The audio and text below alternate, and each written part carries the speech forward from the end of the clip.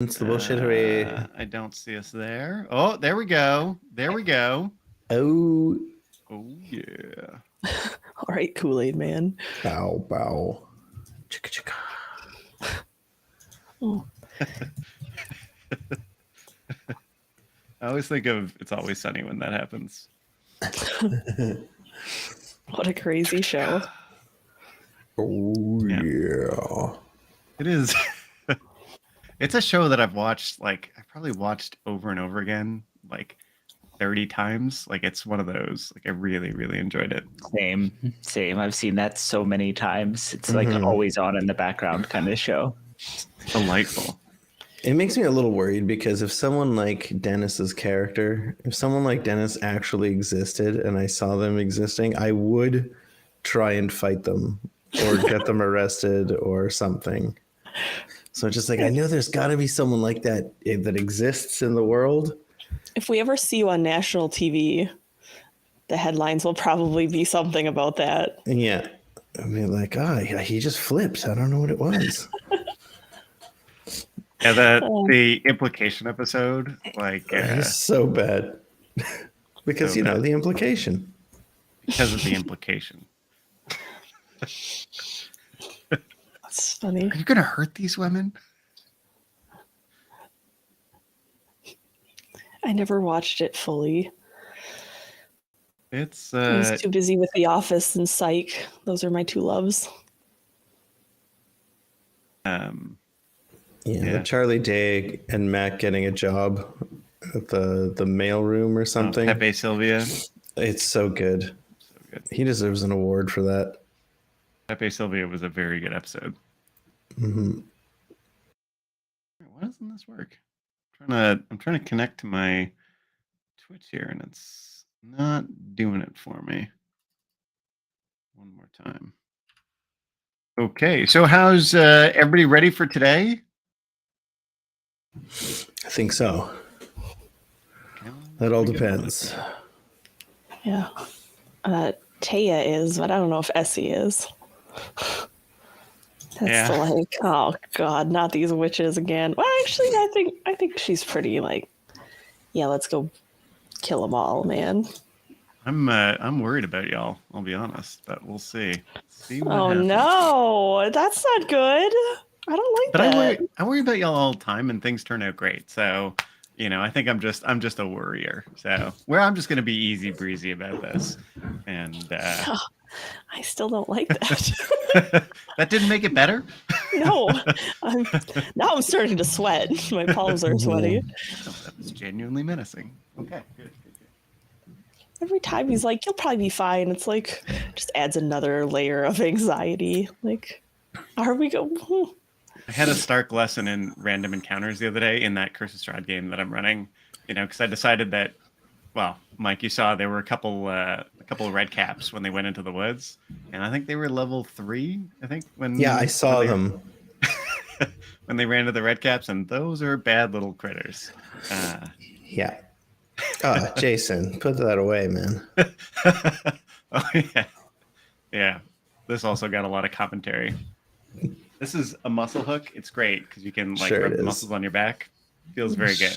But it also looks a lot like, some sort of alien sex toy, I think. For multiple aliens. For multiple aliens, yeah. Multiple. Oh, God. All right. Yeah, thanks. Jeez. That was dramatic. What's up, Charlie? Good to see you. Well, y'all about ready to get into it? Does everyone have a good sense of what happened last time before we get going? Yeah. Do we do a recap or we wait? We will, yeah. But if there's anything anybody wants to call out, now's a great time to do it. What do we want to call out? I just know I was at the entrance looking in. Uh-huh. I know where I was. That's about it. I'm next to the hag. Oh, go Which on. hag did I spectrify? It was it Gertrude or Beatrice? I don't remember. think it was Beatrice. Okay. And I can only say in the Steve Holt voice for some reason. Beatrice. Tubular. I just shadow stepped over there, which means my next melee is done with advantage. Okay, above the table. How many times can you do that? Like, what is that? Just at will? Yep. You just do it? Bonus action, as long as Oh my it's from a God. place of shadow or dim light to another place of shadow. That is. Every week I realize that Slayus is more badass than the week before. It's funny, right? Like, I always when I look at D&D Reddit and stuff, people seem to think that monks aren't any good, but I think monks are great. They're so cool. I know. Yep. Am I missing something? Have I missed something? Or is anyone more up on D&D internet culture than me? I think it's when you just look at like how much raw damage they put out versus how much like group utility. Like they don't have very many spells, so there's not a lot of like spell shenanigans to get around things. And then when you look at damage, something like a fighter or a barbarian are going to be putting out more. But I think that give a monk a magic weapon with reach or just the tattoos, preferably both. And so it just takes more. The DM has to do a little bit more to enable the monk to be as badass as someone like Slayus, whereas like just on paper, no magic items. Other classes can either do better utility or do better damage. But yeah. I think Monk is really good at like threading the needle between the two really well, where I have some spell-like stuff, but I'm still mostly just a martial. I think the later subclasses that they've released have kind of fixed some of the problems with earlier monk classes, personally. But like Astral Monk seems dope. Not gonna lie. Yeah, I haven't looked at it. It's got like these astral arms that come out and provide them reach, and it seems extra arms. Cool. Yeah. Nice. It's astral arms or ass arms, I guess. Ass arms. Nice. Has anyone seen Penguins of Madagascar, the little animated movie? I don't know. I've seen a lot of those Madagascar movies.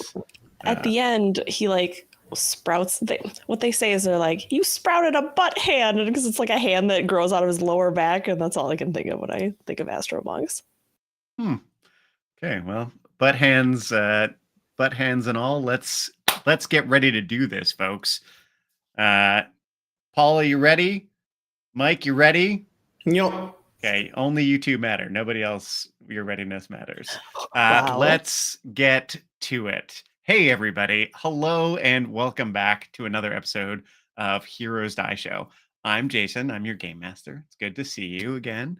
And today we're going to be playing episode 27, which I've entitled Burn the Witch. So let's see what happens. Before we go any further, I want to say some thank yous, because I normally do introductions and then forget thank yous. So I'm going to do thank yous first. I want to say thank you to everybody who's part of this cast for being awesome and showing up and kind of creating the best D&D that I get to play. So thank you all for your time.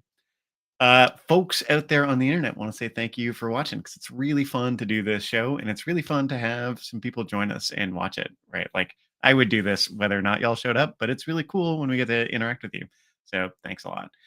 Want to say thank you to the folks at Tabletop Audio for making the cool music that we get to use. I'm now at the point where basically anytime I play D&D, I use music. Like, I even go to a local game store and DM sometimes, and I always add music now. It's just way better. So check out Tabletop Audio, and that's probably it. There's probably more, but I'm going to forget about it. So let's get on with the introduction. So on my left, Paula, you want to start? Sure.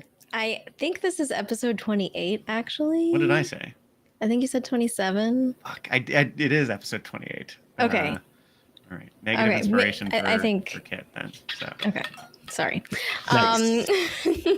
So yeah, I'm Paula, and I do play Kit on Best Left Buried, and I'm here to tell you about our social media. You can find us on all the various different platforms and channels, etc. And our handle everywhere is @HeroesDieShow. So if you want to keep up with what's going on, check us out on Twitter. Josh runs that. It's really great. Check us out on TikTok. You can see some of our more sillier shenanigans that we get up to, and also some great DM tips, stuff like that. But yeah, another way to keep up with what's going on is on Discord.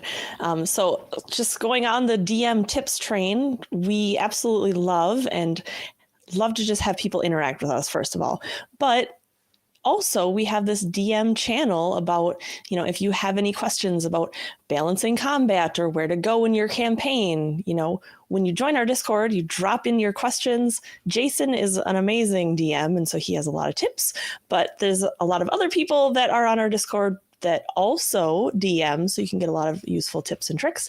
And then also another thing to always keep in mind is that there's a between the scenes that happens in our Discord where things that maybe don't make it onto the actual show itself are there. So don't miss out. Come down and join our Discord.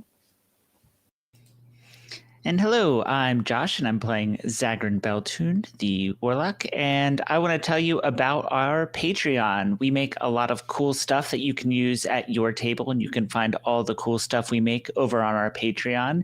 There's games, there's stuff for 5e, there's one-shot modules, there's all kinds of cool stuff, and it's all available on our Patreon. You also get, if you like physical merch, there's a discount code, and where would I put that? I know where you can put that. You can go down to Big Cartel and, dish out some discounts and get some fantastic merch and physical stuff like this +1 mug that once per long rest gives you a bonus to your, I believe it's initiative roll. Mm-hmm. Yeah, I didn't attune to it, obviously. But, you can with, I think there's the spell component is like hot coffee or tea. But yeah, head on down to Big Cartel. Support us that way too. There's other wacky stuff there. There's like, wizard hats and whatnot. We appreciate that. Okay. And I think that's all we wanted to say. So yeah, check us out on social media. Check us out in Discord. There are links and stuff in the chat. And if not, if you're on YouTube later, or if you're on Twitch now, there are like follow and like buttons and things. Press them, see what happens. You can catch more of this, and we'll be right back. Ah, old friend, you're here again. So glad you could stop by. Come, sit a while and let's begin. The tale of heroes die. In distant lands are stories made with villains most despised. A tale of magic, strength, and blade, of camaraderie and lies. It's one I know quite well, you see. Perhaps you'll find out why. The legends and the histories remember. Heroes die.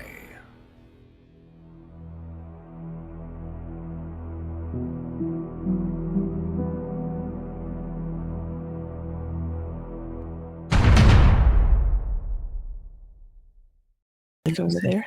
I love the intro. Theme music whenever I want. I do. I love the intro too. Mike's not the only one who can do it. All right, folks, welcome back to episode 28. So let's talk a little bit about what's going on. We find ourselves, our heroes have snuck in to the deep, dark, spooky wood. This strange place where the normal laws of nature don't seem to hold quite true. You found yourself surrounded by fog, by lots of little spiders. You fought your way through Gertrude and Beatrice, kicking the absolute shit out of them after busting their hag's eye and quite literally burning out their eyes.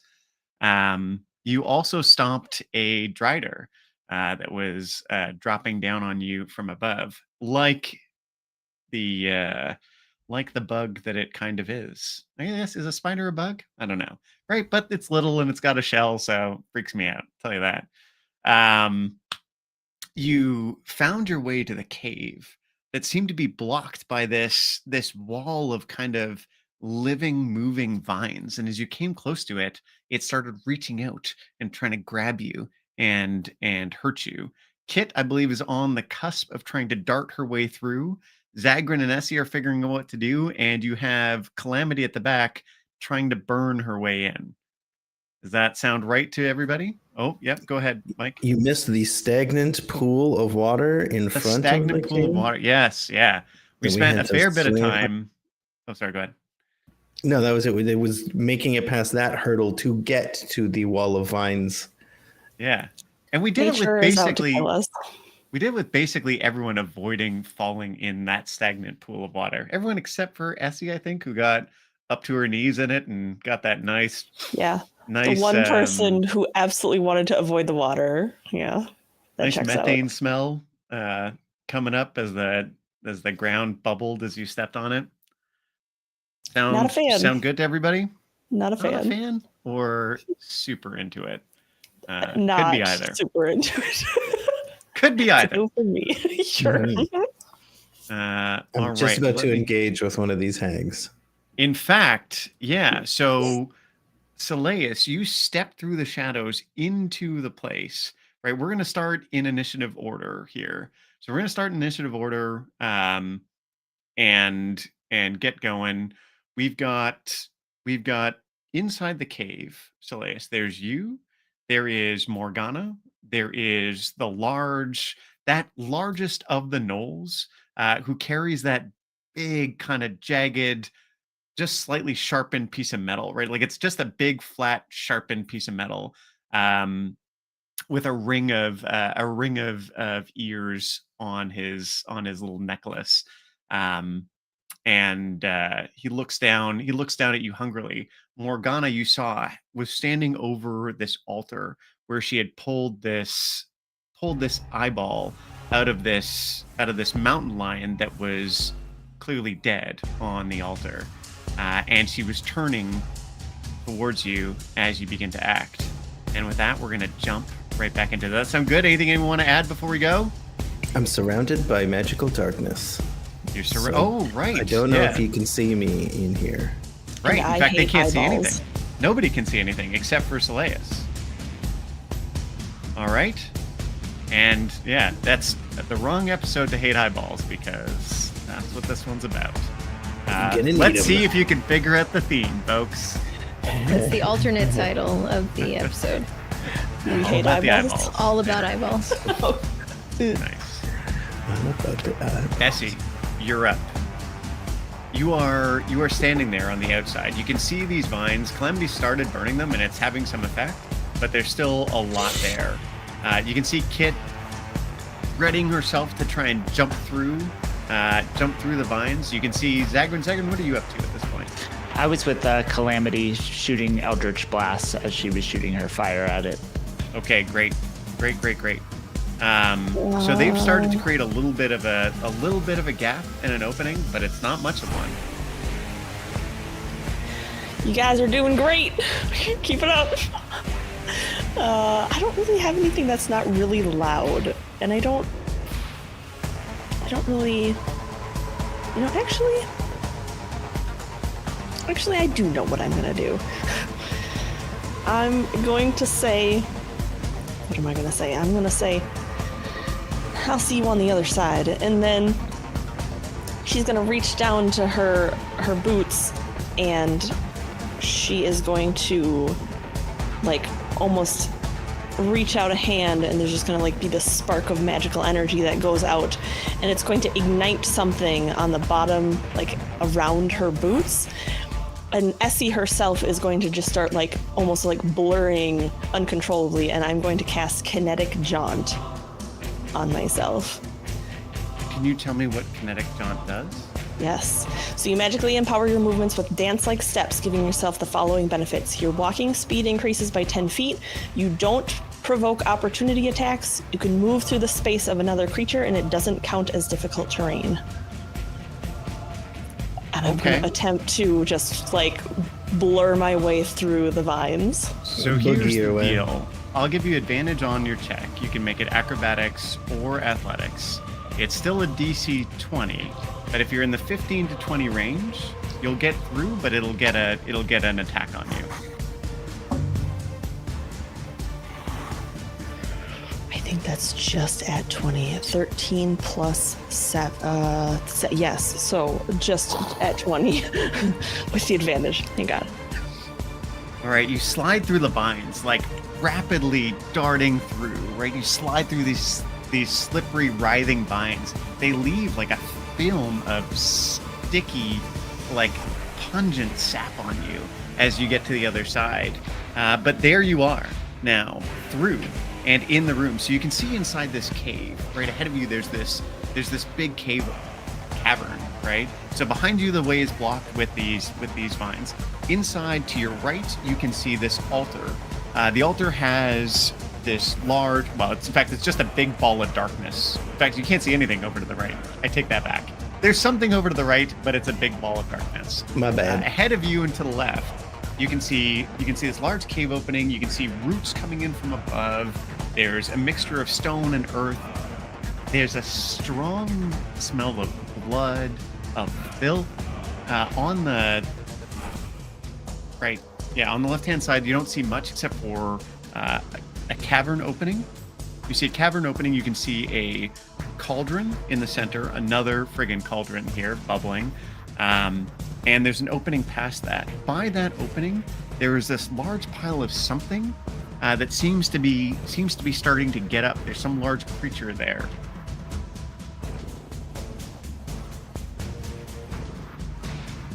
All right. Do I see Soleus at all? No, you don't. But And Soleus I'm sorry. brought his big ball of darkness before, so that's not... Yeah, I don't like that darkness. I can't see. Is anything actively looking at me? Not that you can see, but there is that one creature, that one thing starting to get up on the far side of the room. It's probably 30 feet from you. Once again the distance, or twice again the distance between you to the cauldron.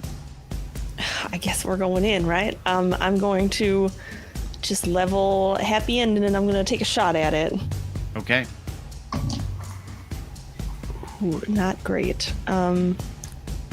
That's a 17, because I have a +8. 17. 17 hits, so your bullet rips into this thing as it's starting to get up, and you hear a strange cacophony of noises, like 3 throats crying out at once as the bullet enters this thing, and the creature starts getting up to full height, and you can see this large pair of wings. You can see this large animal body and 3 heads on it. One the head of something draconic, one the head of a lion, the other the head of a goat. Oh god, it's my worst nightmare. Okay, that's 10 points of piercing damage. Okay. And that is my full turn, because the kinetic jaunt was a bonus action to cast. Okay. So that's it. That's great. Zagrin, you are up. What does the wall of vines look like as we've been shooting it? It's still looking pretty healthy, right? So there's a section where it's slightly degraded, right? You think it'd be a little bit easier to get through, but it's not going to be easy with things the way they stand right now. Okay, I will continue firing Eldritch Blasts at it. Okay. And I will command Beatrice's Spectre to also start attacking the vines. Okay. Yeah, make me a attack and damage roll. Well, no attack roll. You're gonna hit it for sure. Make me a damage roll, please. Sure. And your 10 damage for rolls. the first beam and 12 for the second. Okay. They both slam into it. They both slam into it with a lot of effect, and you're clearing a bigger opening here. It looks like that section where you and Calamity have been firing will be significantly easier to pass. Right? There's some real gaps. Anything else you want to do, Zagrin? Nope. Okay, great.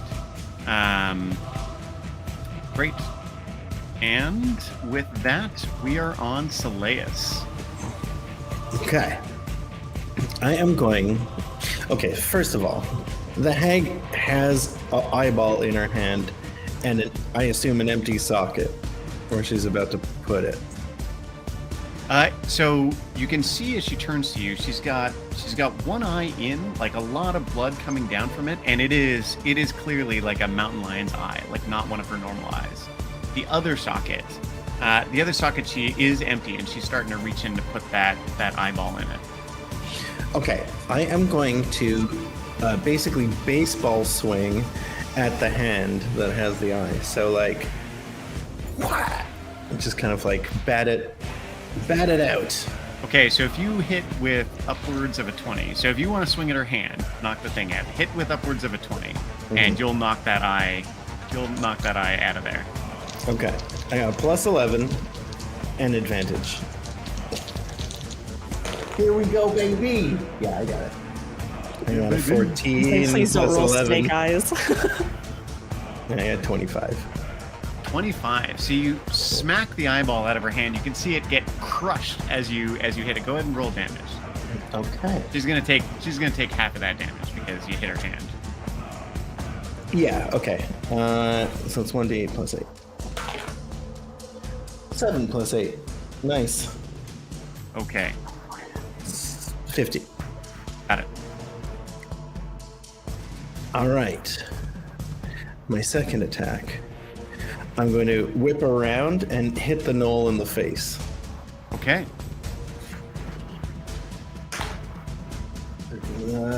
24. 24 hits. Yeah, for sure. Okay. 1d8 because it's two hands. I'm going to start calling Slaeus the god of death. Not yet. Not yet. Next turn. Next level. 12. Okay. A 12 does not hit. So the No, I got a 20 something to hit 12 damage. Oh yeah. Okay. Great. And then I'm going to burn a key point for a flurry of blows. Okay. And so I'm going to punch at the hag. That's another 24 to hit. Oh, sorry, no. 13, 14, 15, 16, 17, 18, 19, 20. 22 to hit. If you're rolling upwards of 20, you hit anything on this battlefield. Okay. So that's a hit. I don't think he can roll below that.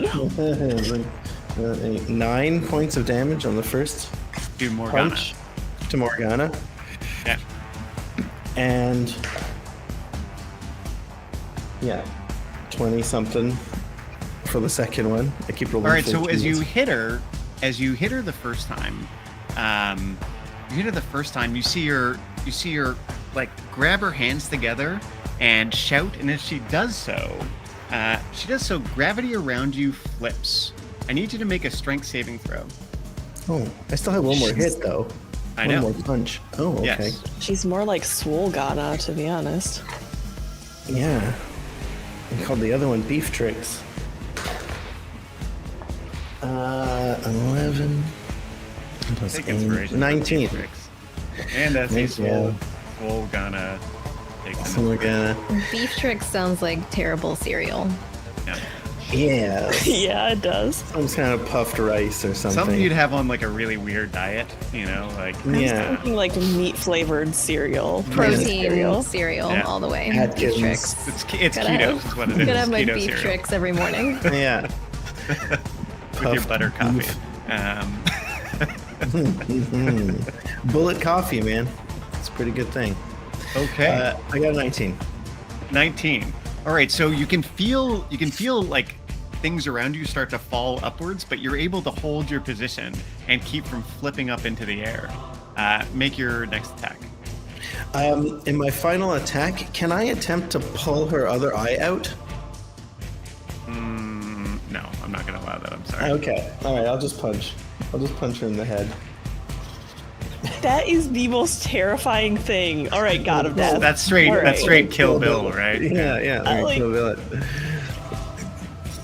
I said I hate eyeball stuff, and Mike is like, I got you. In round 3, if you remember, in round 3, I will allow you to do a pull the eyeball out.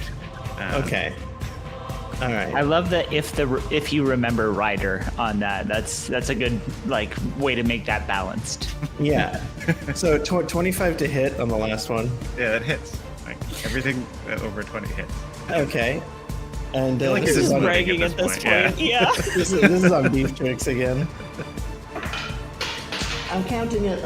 2, 3, 4, 5, 6, 7, 8. 8 extra points of damage. Okay. And as yeah, and then I'm going to hunker down and kind of like slink back a bit. I want to get out of the swinging range of both of these folks. Seems if they can't see me. Okay, so you're gonna step out. So they're gonna take swings at you. They're gonna take swings at you. As you move. Yes, absolutely. Okay. You're doing it. Yes. Okay.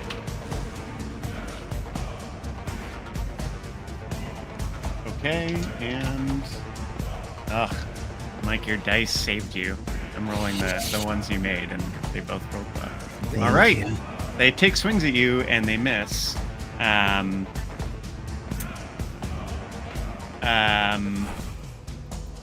and I'm gonna try and attempt to take cover behind something. Just kind of like get low.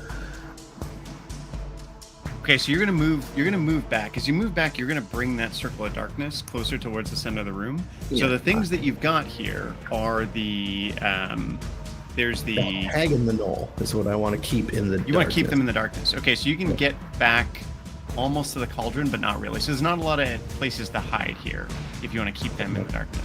Yeah, I mean, yeah, hide is a rough. Well, they thing. can't. They already can't see you. So that's it. Yeah. I want them when they swing wildly to not even come close. Okay, great. Yeah. Yeah, great. They won't necessarily know exactly where you are. That's it. It's my turn. Okay. So as you step back, there's this. No, actually, no. Never mind. Scratch. Forget that. All right. So the could have been anything. Could have been anything. Don't worry about it. Damn it. Let's see. Oh man, now I've got so much going on. Morgana, you can see her. You can see her pull out. She reaches into a pocket and she pulls out this little. You can see it, right? In the dark, no one else can see it. Slays. No, it's a little black figure of a horse. It's a little black figure of a horse, and she throws it out. And as she throws it, she calls out. And she says, "Arise, Shadowmane! You are called to serve." And this large, flaming horse with black skin and red cracks running throughout it, red cracks that show a fire burning inside this beast, pop out. And before you stands this massive figure of this slightly on fire horse, some sort of hell horse, or really a nightmarish style creature. A nightmare, as it were. Yeah, as it were. A nightmare, as it were, exactly. We want it. We want that. Yeah. The creature, the large gnoll, comes stumbling, looking towards you, Soleus. Comes stumbling, looking towards you, and see what are the odds that it knows where you are. Yeah. Okay. Let's see if it knows where you are. It's coming out of its nose. All right, so it does go over towards you, Soleus, and it's in the right general area, and it's swinging this large sharpened piece of metal at you, and it does it twice. The horse? No. Yeah, that's what I thought too for a second. I was like, so what? sorry, guys. The horse I'm still thinking about. That's a pretty stellar horse, man. Yeah, I need an upgrade. Okay, does a 15 hit you, Soleus? It does not. Okay, so it swings at you, bam, and crushes into the floor, and again swings, and you're easily able to duck it. He actually reads it coming in and just doesn't move. Okay, great. The nightmare now out of the darkness. Nightmare appears. No, it's still in the darkness. It's going to go for you as well, Blaze. It's going for you as well, and it comes over and it starts trying to slam you with its hooves. Okay, and it misses. Man, this darkness is a really good tool. So it swings at you and it misses. So the nightmare's coming in and it's stomping the ground near you. So between the two of them, there's all sorts of action in your space, but you're ducking out of the way. Yep. Okay. And the Morgana herself, she grows physically. And she doubles in size. She grows physically and doubles in size, standing now larger. Her head makes it out of the darkness as she sees around. Now that she's a little bit out of the bubble. Yep. Okay. And that's her. And last but not least, Essie, your friend, this three-headed chimera, rushes at you like a mixture of flying and pulling at the ground as it charges. We're more like acquaintances. Say again? We're more like acquaintances. I wouldn't call us friends. So actually, before it moves, it spits out of its dragon head.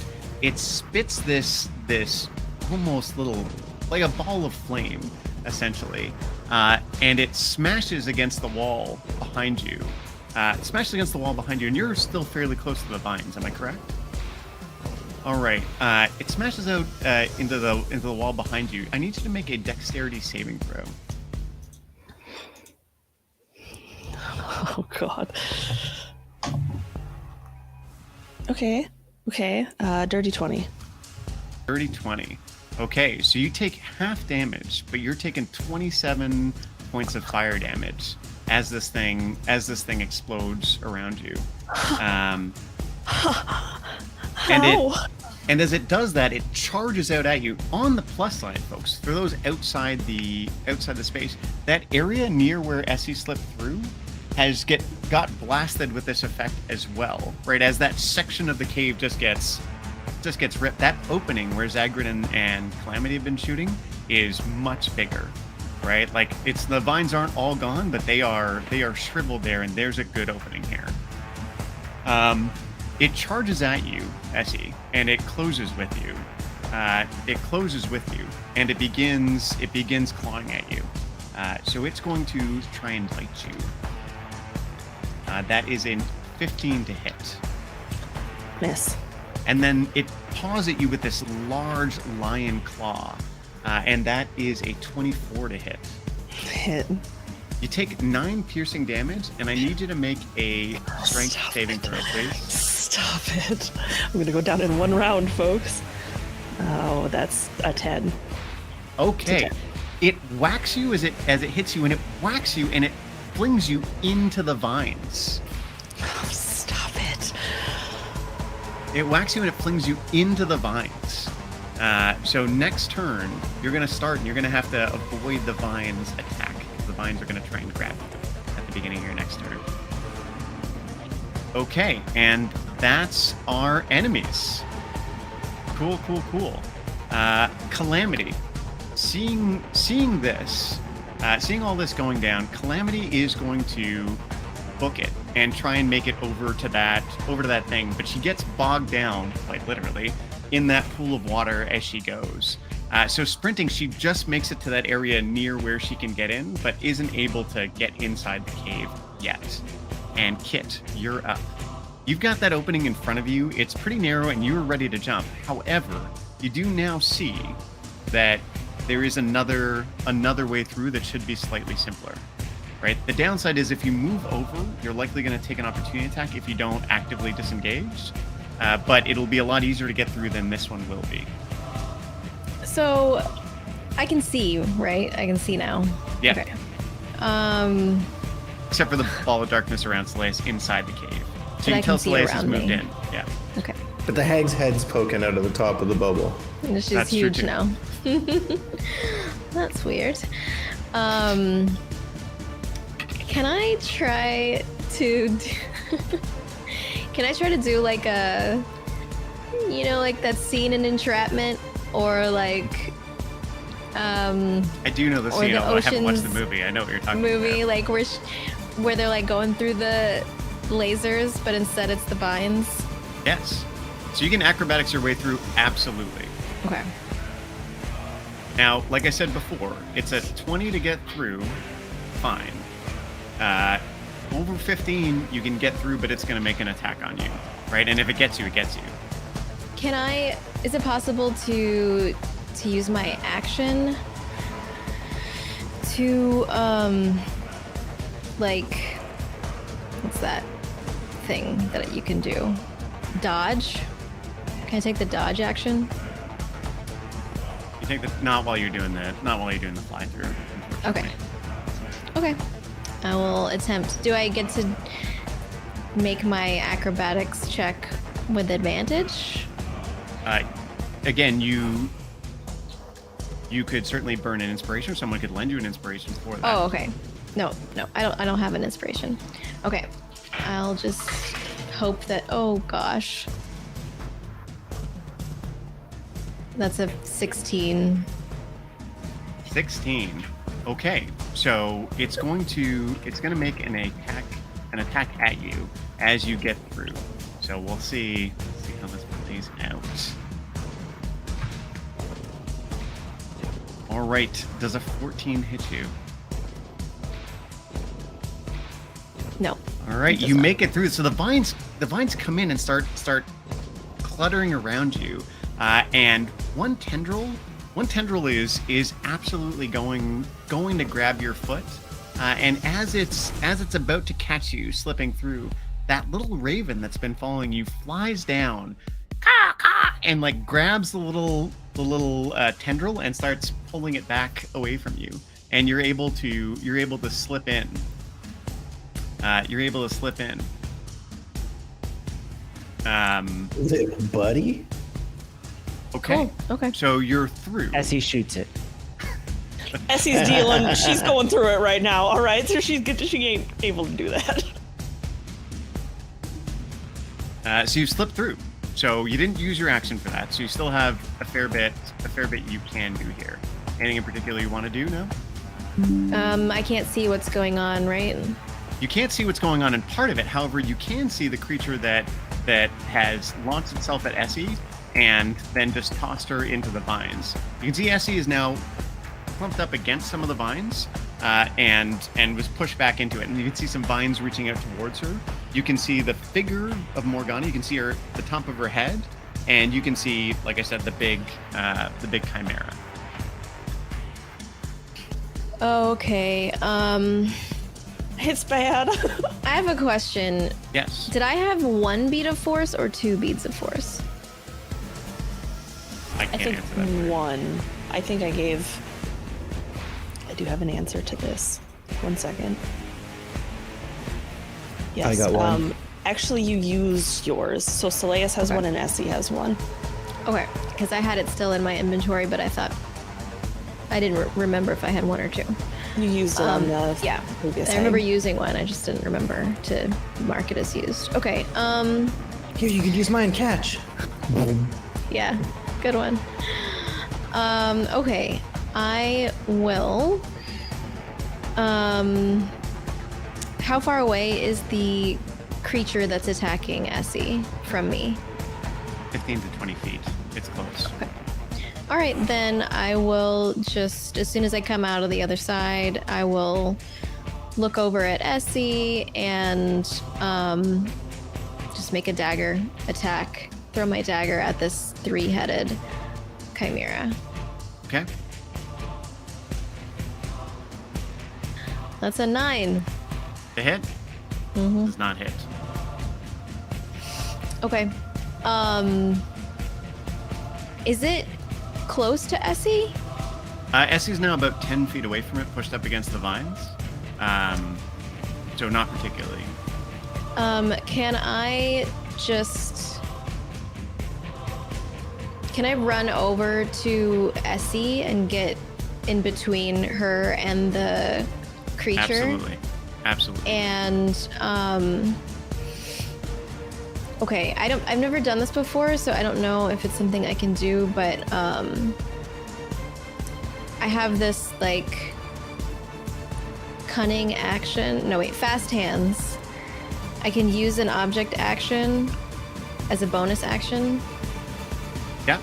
Yep. Would that count to like try to free her from the vines or start freeing her from the vines? We'll let you use it to give her advantage on, or we'll let you use it to give the vines disadvantage on their attempt to grab Essie. Okay. And then I just want to make sure that I'm in between her and the creature and just kind of like turn towards the creature and just say something like, why don't you pick on someone with the same number of heads as you? And yeah, that's it. Nice. Okay. With that, folks, we find ourselves back at the top there. Or in fact, before you do that, the air around everybody erupts, around everyone in the cave. So Zagrin and Calamity are clear of it. But those of you in the cave, the air erupts with the most vile smell. Like just an absolutely vile stink. I need everyone to make a wisdom saving throw. Everyone but Zagrin and Calamity. Let me know if you're under 15.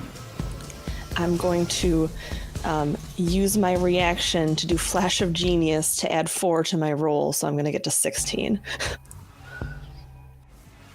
I got a 12. Elias, you are poisoned and will be poisoned for the next minute.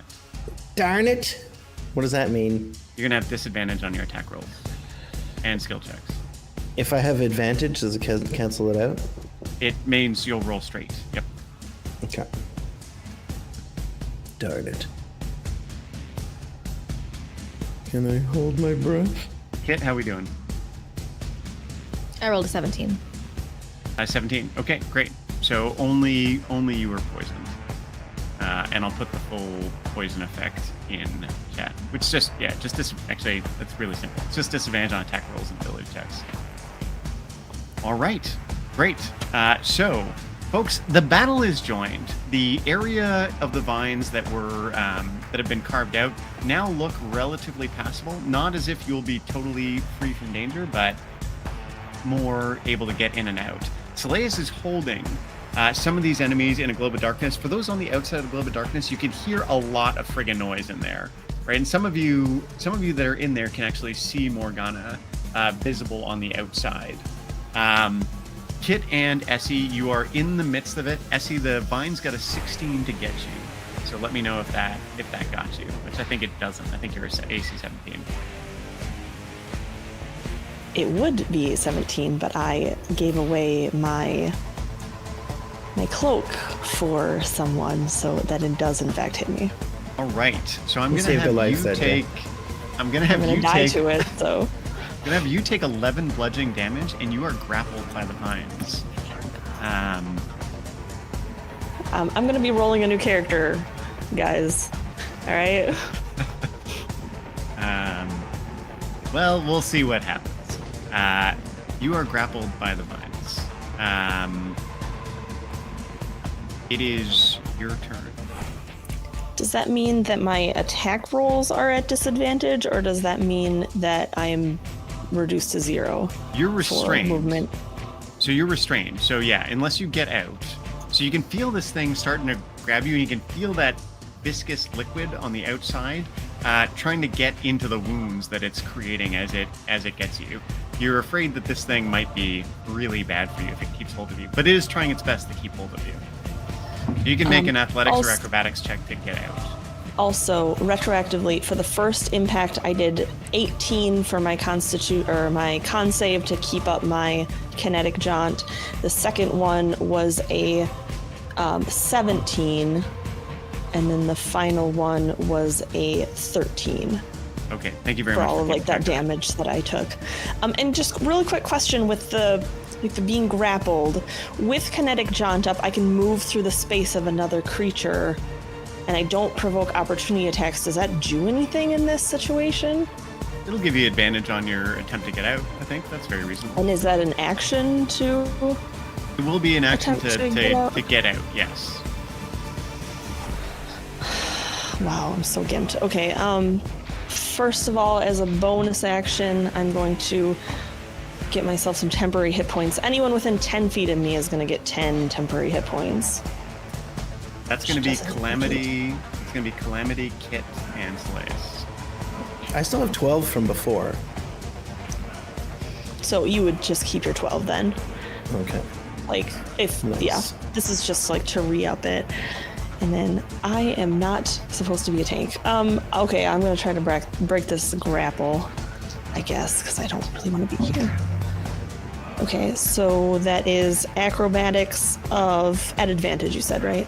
Yes. Dirty 20 to get out. You're out. You're able to slip away. Okay, frick these vines. Is there anywhere in this chamber that is not actively, like, something horrible is going on? Like, can I get somewhere where I can, like, try to get away? I can't take. You could many go more of through these the hits. darkness and go back towards where that chimera was. You could go to the right as you're looking at the cave, although that would be closer to where Morgana was, or closer to where Morgana is, although she's still somewhat in the darkness. Your best shot would be cut across the darkness towards where that chimera was before. Or stay fully enveloped in that darkness and hope that nothing I want catches to you. go into the darkness. Okay. I'm like just running as fast as I can to get like baseball slide into the darkness. Trying to get myself some cover. friend. Absolutely. But like I want to be able to I'm just in the darkness so that I could like pop back out. Yeah, if so you I pop it. No wanted problem. to. Absolutely. Very reasonable. And that's the end of my turn. Okay. With that, Zagrin. I will, following Calamity's lead, make my way through the bog towards the mouth of the cave. Okay. So it's difficult terrain in that bog to get through it. There's about 10 feet of it. It's about 10 feet of it. If you dash, you will be able to, or if you can use something else to propel you to the far side of the bog. Remember, there is still that vine that Kit and Essie swung across on. Right. I'll use that and try to make my way across using the rope. Make me an acrobatics or athletics check. It's a 12 and up to swing 15. across. Okay. 15. Great. So you swing across and you're on the other side. So you've taken up 15 feet of movement and you're on the other side of the bog and you can cross that open area. Right? Again, it's a check to get through without the thing getting at you. In this case, it's a 15 and up. You get through unscathed. 10 and up, you get through, but it takes a shot at you. And below, it just grabs you. Okay, I will try to make my way through. Okay, athletics or acrobatics for me, please. 10. 10. All right, so you make it through, but the thing's going to swing at you. That's a 21. It's a hit. 21, so you're grabbed, and you take 11 points of bludgeoning damage, and Okay. It'll take 10 points of frost damage as it uses up the rest of my Armor of Agathis. all right, with that, the vine that's got you, as it grabs you, it pulls in, but it gets so brittled by that frost effect that it breaks, and you're able to keep moving. You are not going to be Nice. grappled. Nice. And then would either do I have an action or a bonus action left? Yeah, you haven't 'Cause used your action or bonus action yet. Okay. So, and can I see into the cave now? Like I can. Yeah, see... so you're in the cave Perfect. entrance now. The chimera's right there to your left. Right, so the Kit's right there to your right. The chimera's right there to your left. With one step, it'll be in melee range. Okay, I will Eldritch Blast it. I won't step into melee just yet. Okay. Oh, a crit. So 28's gonna hit. That's gonna be 10 plus 8. So 18 for the first beam. Okay. Second beam is a dirty 20 for another 8 force damage. Okay. How much total force damage? Sorry. Let's see, 26. Okay. 26 between the two. So you blast the thing twice and solidly, and it's looking like it's hit, but it doesn't yet look bloodied. And then I will take a step forward into melee range, and then using Battle Mage, do a bonus action melee attack. Okay. And dirty 20 hit It does, yeah. for another 13 bludgeoning. Okay. All right. And that's my turn. Cool. So that's Zagrin. Seleus, you're up. So in the darkness, Seleus, you've clearly got at least two. Well, in fact, you can see. You got the two figures right there. Essie's behind you. She's just kind of slid onto the ground there, and she's looking a little bit rough. And Morgana's up ahead, and she's big and bad and looking mean.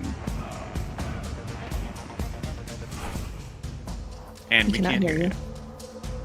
Too stealthy. Too sneaky. Okay. Slayers is like, he's wiping his mouth because he's ill. And he sees Essie. He's like, what the fuck? He's like, Essie. I'm gonna take out a health potion and just drop it right in front of her. Kind of be like, dunk, dunk, dunk, dunk, dunk, dunk. Yeah, toss it right over to her. Yeah, it kind of like hits you a little bit. I can't see. And then he's just gonna lunge over to Morgana and do his full wailing. Just gonna wail on her. Okay. All right, first attack.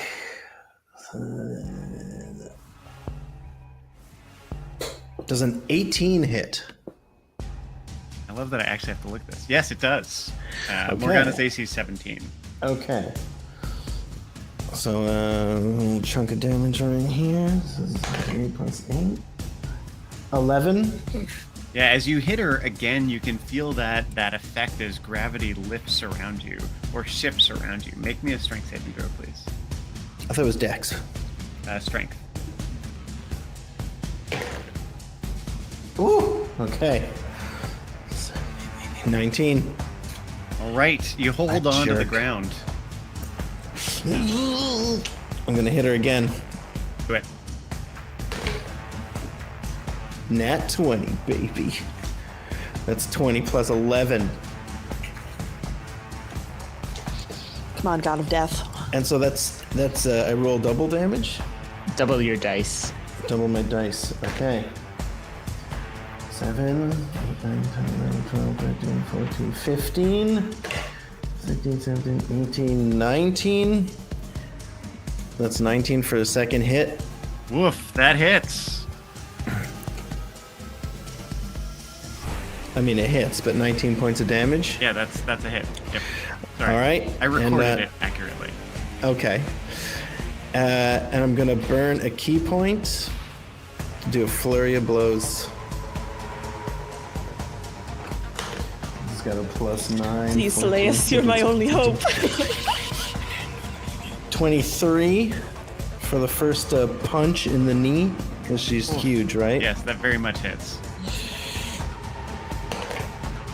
And that's 6, 7, 8 points of damage. Paf! In the kneecap. Nice. I'm gonna do it again. Sorry, how much damage was that? It was 6 plus 2, I think. 8. Yeah, 8 sounds right. Yeah. And then, yeah, With that last above a hit, 20. she looks bloodied. Okay, well, she's getting another one. So it's a 17 plus 9 to hit. So she's getting a d6 plus 6. Ooh, 7, 8, 9, 10, 11. 11? She's looking rough, man, like very rough. Okay. And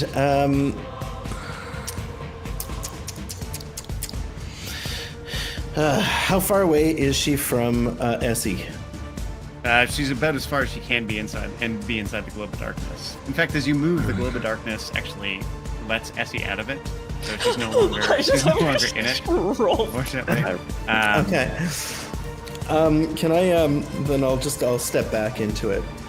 Or you know what? I could bonus action not Misty Step, but Shadow Step right on top of her, which gives my next melee advantage. If you do it, you're going to put all your companions except for Calamity back in that globe of darkness, and you're going to take her out of it, and potentially Shadowmane as well. Okay. Well, I'll just take a few steps back just to get her back in. Essie in it, so she could take her health potion. And as you do it, you see Morgana. As you step back, you see her like lift up, and she sprouts her legs disappear, and the bottom half of her body like turns into like a large cat. Cat. I need you to make a dexterity saving throw. As she does this, there's a burst of energy that flies out. I need you to make a dexterity saving throw. And a wisdom saving throw, because that's disturbing. I'm so freaked out right now. It's pretty fun. It's a 19. I think I'm 11 plus 8. All right, so you feel this wave of force come over you. You take 10 damage, which you can have, so take 5 damage. Taking that off my temporary hit points. Nice. And then you see her dart across the room, dart across the cave. So inside this cave, you can see this, Celeste, because you're not blocked by the darkness. There are 4 entrances that you can see to other sections. The one where that chimera was is kind of directly across from where you are now, and she just friggin' bolts over there. Like the cat legs just giving her tons of speed, and she's there now, not in the darkness, looking out at everybody. Yeah,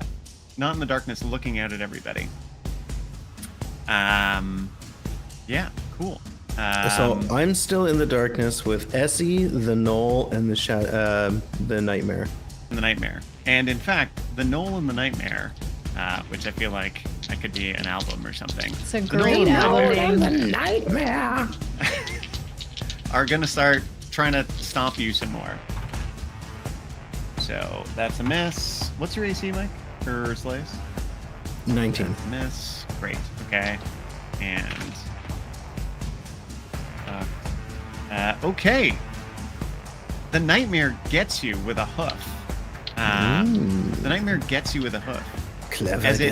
As it connects, you take 13 bludgeoning damage and 7 fire damage as this burning hoof like clomps into you. You're not concentrating on that darkness, are you? Is it just kind of free for you?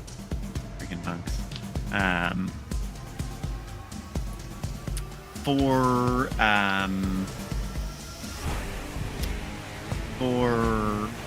Kit and Zagrin. So Zagrin, the first off. Okay. So the chimera is going to bite at each of you, and it's going to try and toss Kit. So bite. Does a 15 hit you, Kit? Yeah, that's my armor class. All right. So one of them bites you. The goat, actually, the ram's head manages to bite you, and you take 11 piercing damage as it does so. It is concentration, Jason. What do I got to roll? Okay, so when you have to roll a Constitution saving throw, see if you can maintain your darkness. Yeah, I got it. 17 plus 3. It then is going to take a swing at you, Kit, with its lion's paw. Did you have temporary HP for me? I did. All right. That is a 26 to hit, so that's going to hit. I need you to make a strength saving throw, and you're taking 9 slashing damage as the claw rips across you. strength is not my. Oh, okay. Yeah, that's a 5. Okay, you get shoved back into the darkness near Essie and Seleus Welcome to the party. as it tosses you. What was the second? The first damage was 11. The second was 9. 9, correct. Okay, I will uncanny dodge. So that would give me. That would have it. To Yes. The whatever the half is, round down. 4. Probably. 4. Okay. Okay. Okay, folks. The Morgana, she looks at you all in cat form out there, and she pulls in her breath and begins sucking in the air. You guys can feel the air in the cavern, like pulling in towards her. She makes this massive, massive inhale. I need everybody to make a Constitution saving throw. 23 for Essie. Okay, if you're 12. under 15, let me know. I got 16. Zagrin is under. I also got 16. So 2 fails. I think just one. 23 for Essie. And we I both got a got 16. 16. Yeah. Okay. Okay, so you can see Zagrin that she's visibly recharged from your failure, and seems some of her wounds close as she does it. For everybody, you take 16 necrotic. You have it if you passed your save, or you take a full 16 if you failed. The nightmare and the chimera and the other one need to do this as well. So just one sec. Hey, I think great. she's also damaging our enemies, right? Equal opportunity attack. Like, I'm kind of down for that. You know, Morgana's not as bad in my books now that she's doing that. Yeah. None of them like that, actually. You can see them all visibly weaken, and a lot of her wounds begin to heal, actually. Are any of these enemies? She's looking a lot better. Are any of these other enemies looking bloodied now? Yeah, so the Chimera looks terrible. The Chimera looks terrible. Seleus, you can tell that large knoll is in rough shape. And Morgana's looking way better. Like, she was looking bloodied, but now she's looking fairly solid. And the mirror just looks like a flaming horse. The mare looks like a flaming devil horse. Yeah. It is very metal. All right. With that, Calamity from the outside yells something, and 2 bolts of fire go flying towards Morgana. Not towards the flaming horse, please, Calamity. Couldn't even see it if she wanted to. 2 bolts of force go flying towards Morgana, and she's gonna take.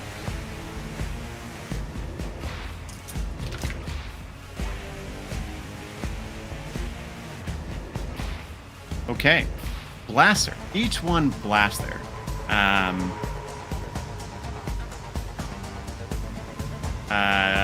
Each one blaster. And she gets hit in the chest, right? But she's still looking. Oh, she's not quite looking bloodied yet. Not quite looking bloodied yet. And with that, and she rushes in. She rushes in and tries to get past the vines, and does so. So she just jumps past the vines and slides into the room. Not quite in the darkness, not quite facing the Chimera with you, Zagrin. With that, we're on to Kit. Kit, you find yourself starting enveloped in darkness, but you do remember that Chimera is just kind of over there.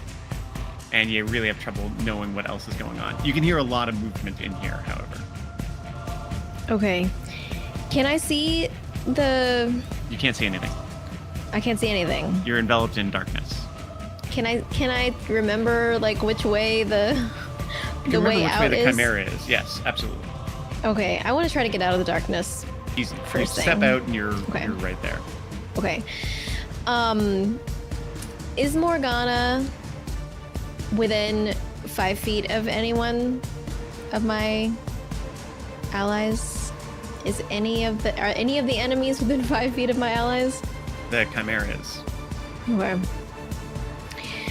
Okay, I'll go ahead and just try to. I'm gonna attack the Chimera in its ugly ram's head because that's the one that bit me. Oh my gosh, that's a 10. 10 misses. Hi. Okay. What else can I do? Can I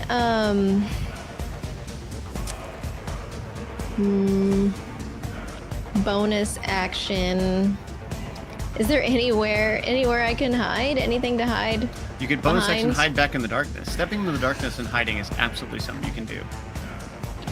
I'd like to be able to hide somewhere where I can attack from that position. And if I hide in the darkness, I'm not going to be able to see anything to attack. So You'd be hidden when you came out of the darkness initially, right? okay. So if you go back into the darkness, hide, come out, and kind of, pop in and out of the darkness, you could pop in and out and do some damage. Okay, I'll do that. I'll just Roll me a stealth check, please, with advantage because no one can before I do that, is Essie near me? see. She is in the darkness. Oh, she's in the dark, so I can't see. Okay, see, I'm blind. All right, that's fine. All right, I will make a stealth check. Oh, that's 28. So, Yeah, great. okay. I'm the assuming rolls I'm when you don't mostly need 'em. hidden. I know. Gosh. Okay, that's it. All right, top of the round, folks. This one has been a bit crazy. Y'all are getting batted around by the Chimera. Morgana has, miraculously healed most of the damage that she took. We have Soleus pounding away and really doing a good job to whittle her down. The Nightmare's still in there with you, Soleus, and it's finally gotten a hit on you. That angry Knoll was in there, and it's staying pissed. And yeah, you guys are kind of pushing it back. And with that, we return to Essie. All right, first things first. Where I am currently, if I get my shield back up, can Kit and Soleus get temporary HP? Like, Absolutely. are they within and 10 Zagrin and Calamity. Okay. Well, you can't see that, however, but that is going to be the effect. Like it goes out. I'm mostly concerned with Kit. I'll be honest with you. So this protective energy goes out, and Thanks. Ooh, I mean, you got it. You're the god of death over there. I'm not worried about you at all, bro. That's max. So we get 12 temporary hit points. Okay. And then I'm gonna do something probably stupid. I probably should heal, but that's fine.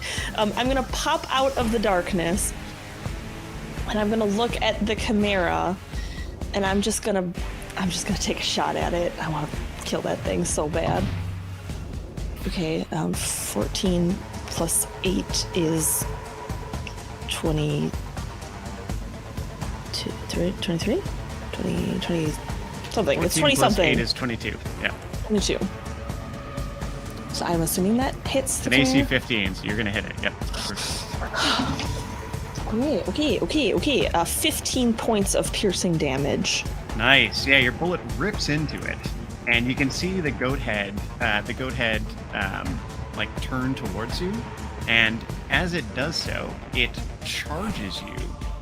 It charges you immediately as you shoot it, and It's got legendary And it- actions, bro. it whacks into your space. I need you to make a strength saving throw. Is he crossing my space? It's coming right there up into. Well, I guess you're not quite at. Okay. So no. That's okay, it's although I have a close. -1. 15. 15. You just avoid being knocked over as this thing Oh. moves into your space, but it's now right up there beside you.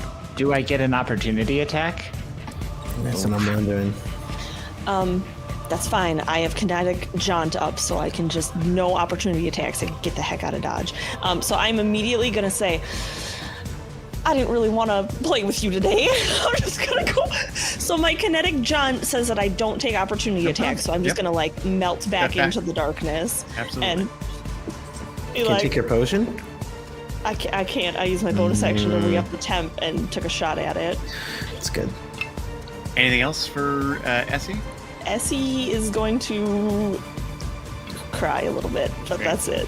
Crying's a free action. A single tear. Crying's a free action. Zagrin.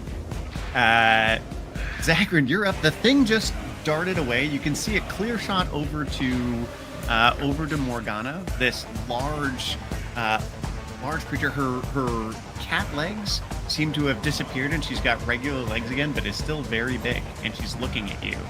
You and Calamity, actually. The Chimera's not far, though. If you want to step over, you can get to it.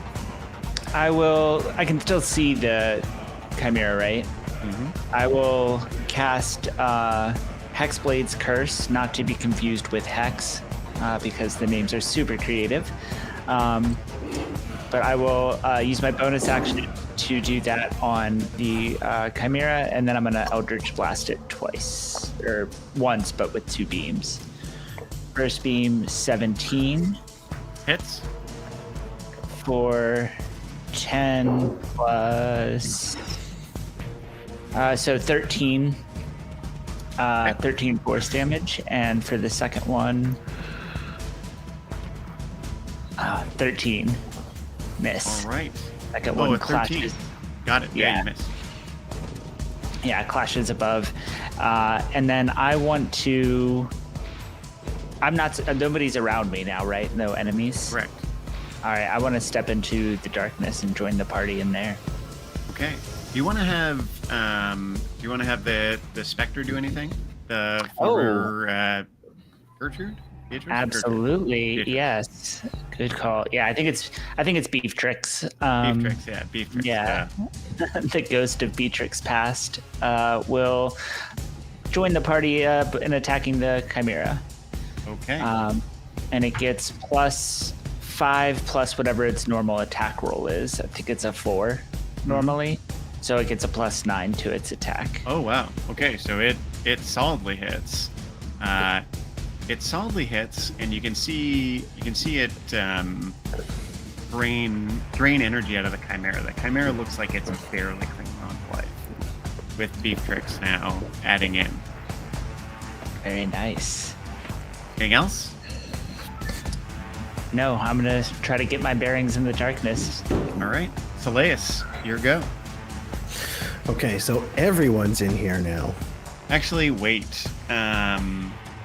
Before you do that, you see Morgana. She pulls open her hands. And in it, you can see just this. As she does so, you can see this flaming realm open up, and this wave of heat goes out towards all of you grouped up over there by the darkness. I need everybody to make a dexterity saving throw as heat and thunder just comes ripping out from in between the palm of her hands.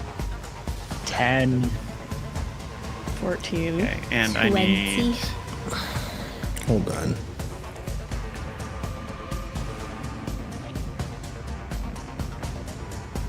All right, Beeftrix doesn't make it, unfortunately. Beeftrix and the Chimera are burned up. Nice, that heals me. Bro. Come on. As the Chimera dies, the part of its spirit goes and heals some of Zagrin's wounds. Nice. Hey, give a little of that to your friends here. I need it right now. Bone Gnasher also dies. Okay, well. Morgana's not a good ally to have, folks. We're so figuring that out. Did you say the Knoll dies? The Knoll dies. The only thing that's left is the Nightmare and Morgana. As she opens her hands there. So everybody who makes a dexterity saving throw, who's over 15. Okay, so Again, once it is 13 fire damage and 13 thunder damage. You get to have it if you made it, so you only take 13 damage. Otherwise, you take 26 damage total. Not us. So we got evasion, baby. Kit and I. Essie, you down? I'm up. It's only my temporary HP that's keeping me alive through this fight, man. Oh, right, the temporary HP. Oh, and Calamity, how did Calamity do? Oh, Calamity ducked it, like, super well. Calamity ducked it super well. She also had 12 temporary HP. Nice.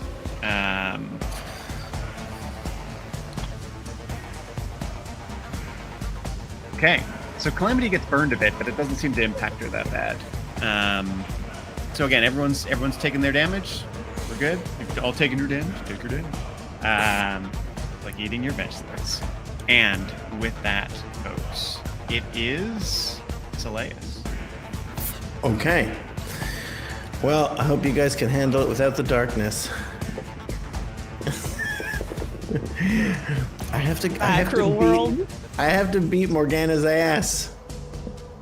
I have to go over there and beat Morgana's ass. All right, I'm gonna shadow step over to just beside her. Okay. Once again, the darkness envelops her. And all of you are out of the darkness, and you've got this big ass force right there. It's looking at you all, and it looks angry. I am going to throw my beat of force at Morgana. Nice. Okay. So it's just a. It's a dex save, DC 15 for her. Okay. She definitely steps out of the way. She definitely steps out of the way as this thing explodes. She is fast. Does she still take damage? I think she's just pushed away from it. Yeah, so it says any creature that failed is trapped, and then it says creatures that succeed on the save or are partially within the area are pushed away from the center of the sphere until they are no longer inside it. Got it. She has disadvantage, right? Because she can't see it? No. Not being able to see the effect doesn't change the dex save. Okay. Well, then I'm going to hit her. Okay. Well, then I can hit her. Well, then I'm going to hit her.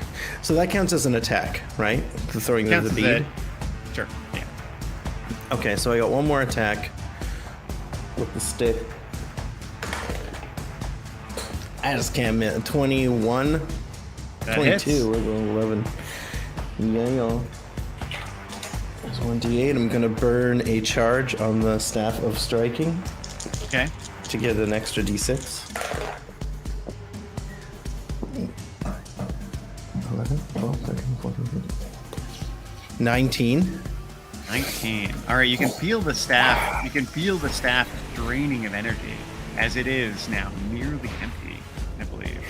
Yeah, I got one charge left on it. Okay. And then I'm going to burn a key point for 2 more bare knuckle punches in the back of the head.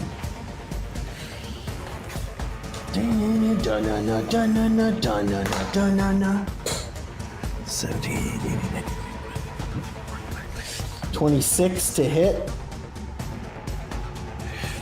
Come here, you big jerk. 6, 7, 8, 9, 10 for the first punch. Okay. Yeah, rolled an 18 to hit, but plus 11. No, plus 9.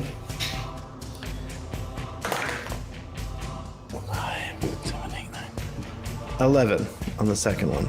All right. She's looking terrible. Remember me. Yeah. Okay. Great. Great. Anything else for you? If I move away, people are going to be able to see her. No, I'm going to stay in melee range with her. Okay. All right. You see her. You see Morgana. So first off, the mayor. The mayor, looking around at all of you, is going to beeline it for Zagrin. And Zagrin, there is a heal coming down on you.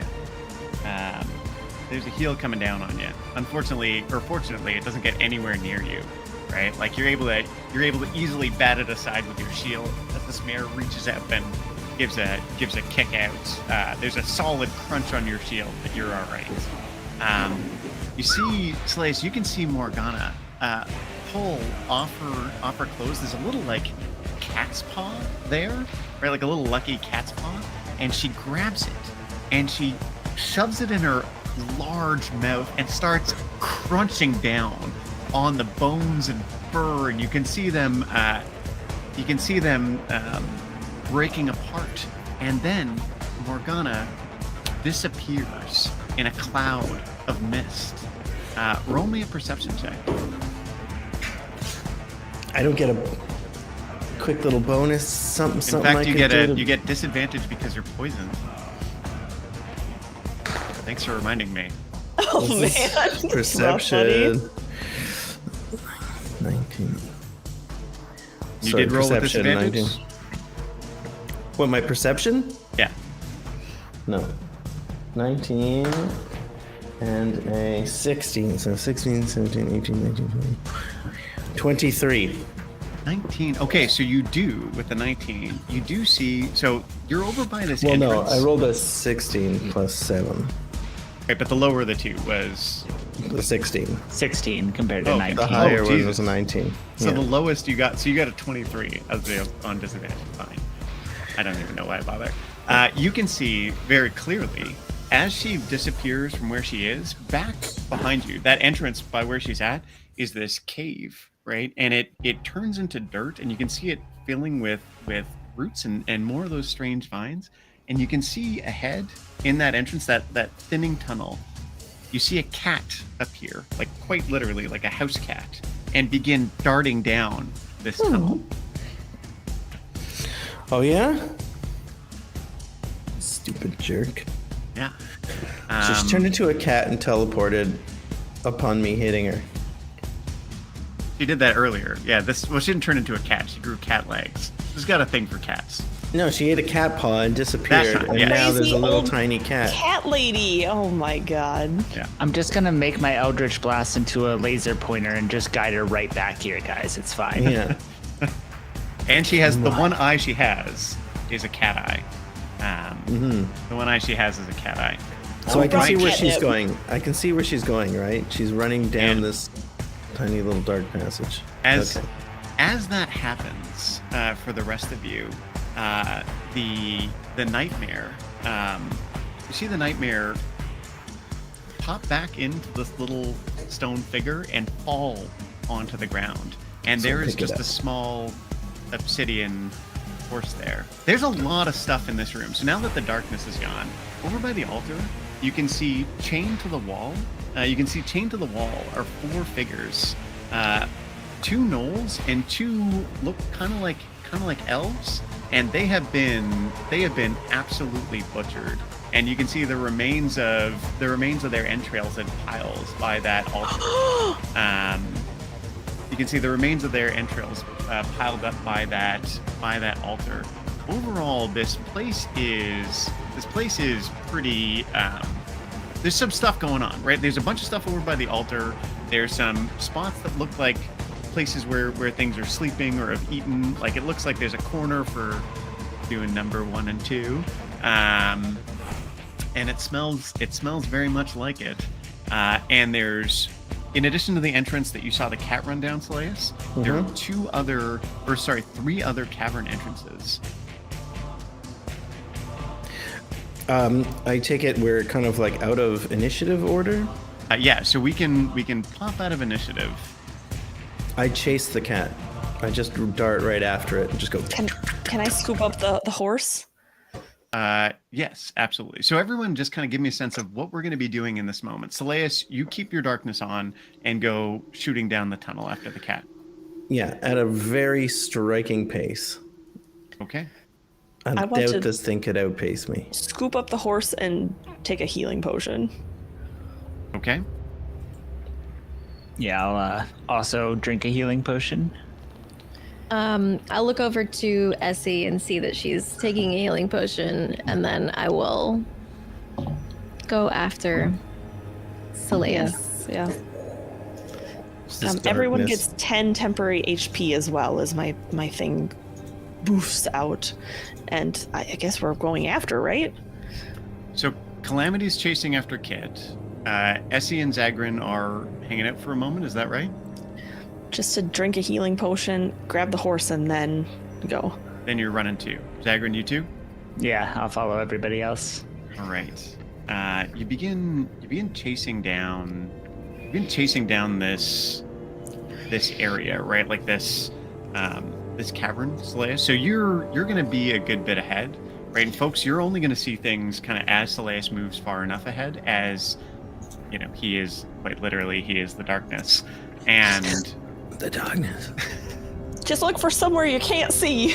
That's him. Seleus, as you're going, it pretty quickly gets into like it's small enough that you have to crawl through, like it's a tight passage. And you can see more and more roots coming through the tunnel. You're going fast, but you are stuck crawling, and the cat is making some time. And it's not long crawling down this. Sorry, is there something? Have I missed something? Yeah, if I get too bogged down, I'm just going to shadow step forward several meters. In fact, if I could see the cat and he's within 30 feet, 60 feet even, I'm going to go right on top of it and hit it. Okay, so help me out here, right? Mhm. You can shadow step as an action or a bonus action. Bonus action. So you can shadow step as a bonus action. So you can do it once per round. And what's the range on shadow step? I believe 60 feet. Let me see. I'll double check for Action you. dash, and then holy cannoli, Yeah. you're gone. Yes. Where'd he go? Yeah. Shadow step. It is 60 feet. Yeah. All right. Okay. So you get a chance as you're getting into the narrow areas, right? And crawling, you see the cat and you shadow step over to it. And you've got a chance to make a grab at this little thing. So make me a I guess we'll just do a grapple, right? Yeah. I get advantage on my first melee attack after a shadow step. Okay, but you're going to be doing a grapple, and remember, you do have disadvantage because you are poisoned. A little bit poisoned. Well, then I'm going to use my inspiration. So you can roll flat. Yeah.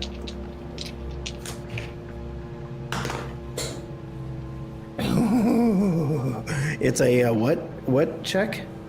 It is for you. It's an athletics, the grappler.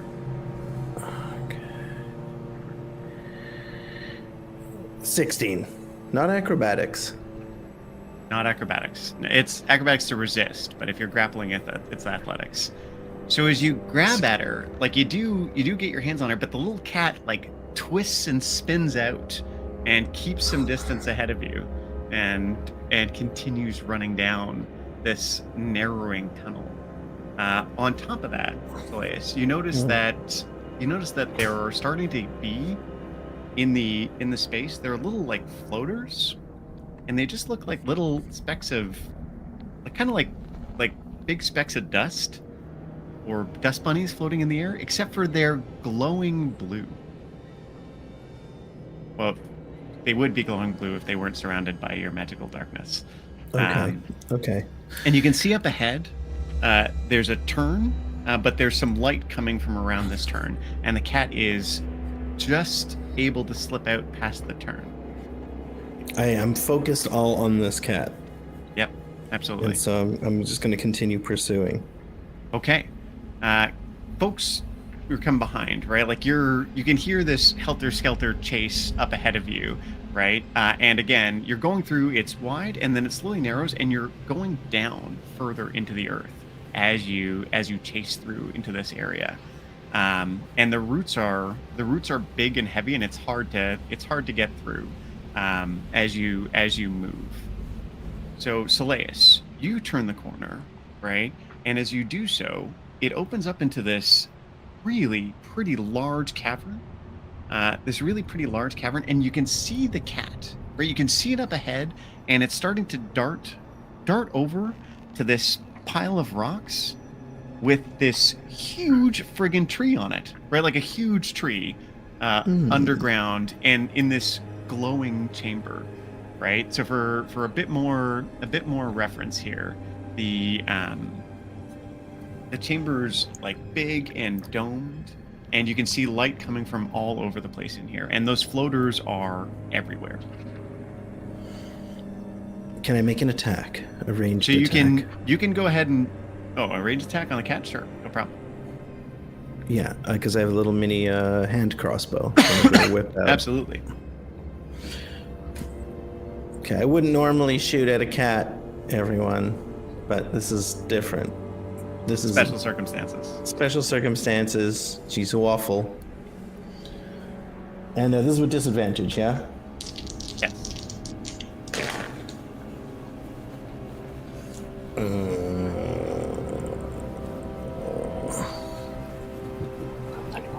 16 again. Yeah, absolutely. So your bolt hits it, right? Oh. Like your bolt hits the cat dead on, and as it does so, you can see it rip out to be back into the form of Morgana, standing there over by this tree. So we're gonna hop back into initiative. Everybody else, you're gonna be a turn behind, so you can come into this fight next round. Sorry, Essie, was there something you wanted to add? Real quick question. I had kinetic jaunt up, which gives me a little extra movement, so I would have been going 20 extra feet around. How long has it been since we left the initial spot? Like, is it beyond a minute? Is that gone? It is beyond a minute. Okay.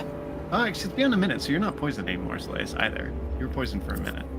Oh, so that was a lot more to hit that cat. Okay. Do you want damage? No, it doesn't matter. Actually, yeah, sure. Give me the damage. Sorry. 10. Okay, so because you take the additional when you were deformed. Okay, so you can see Morgana standing there, and she doesn't look super psyched.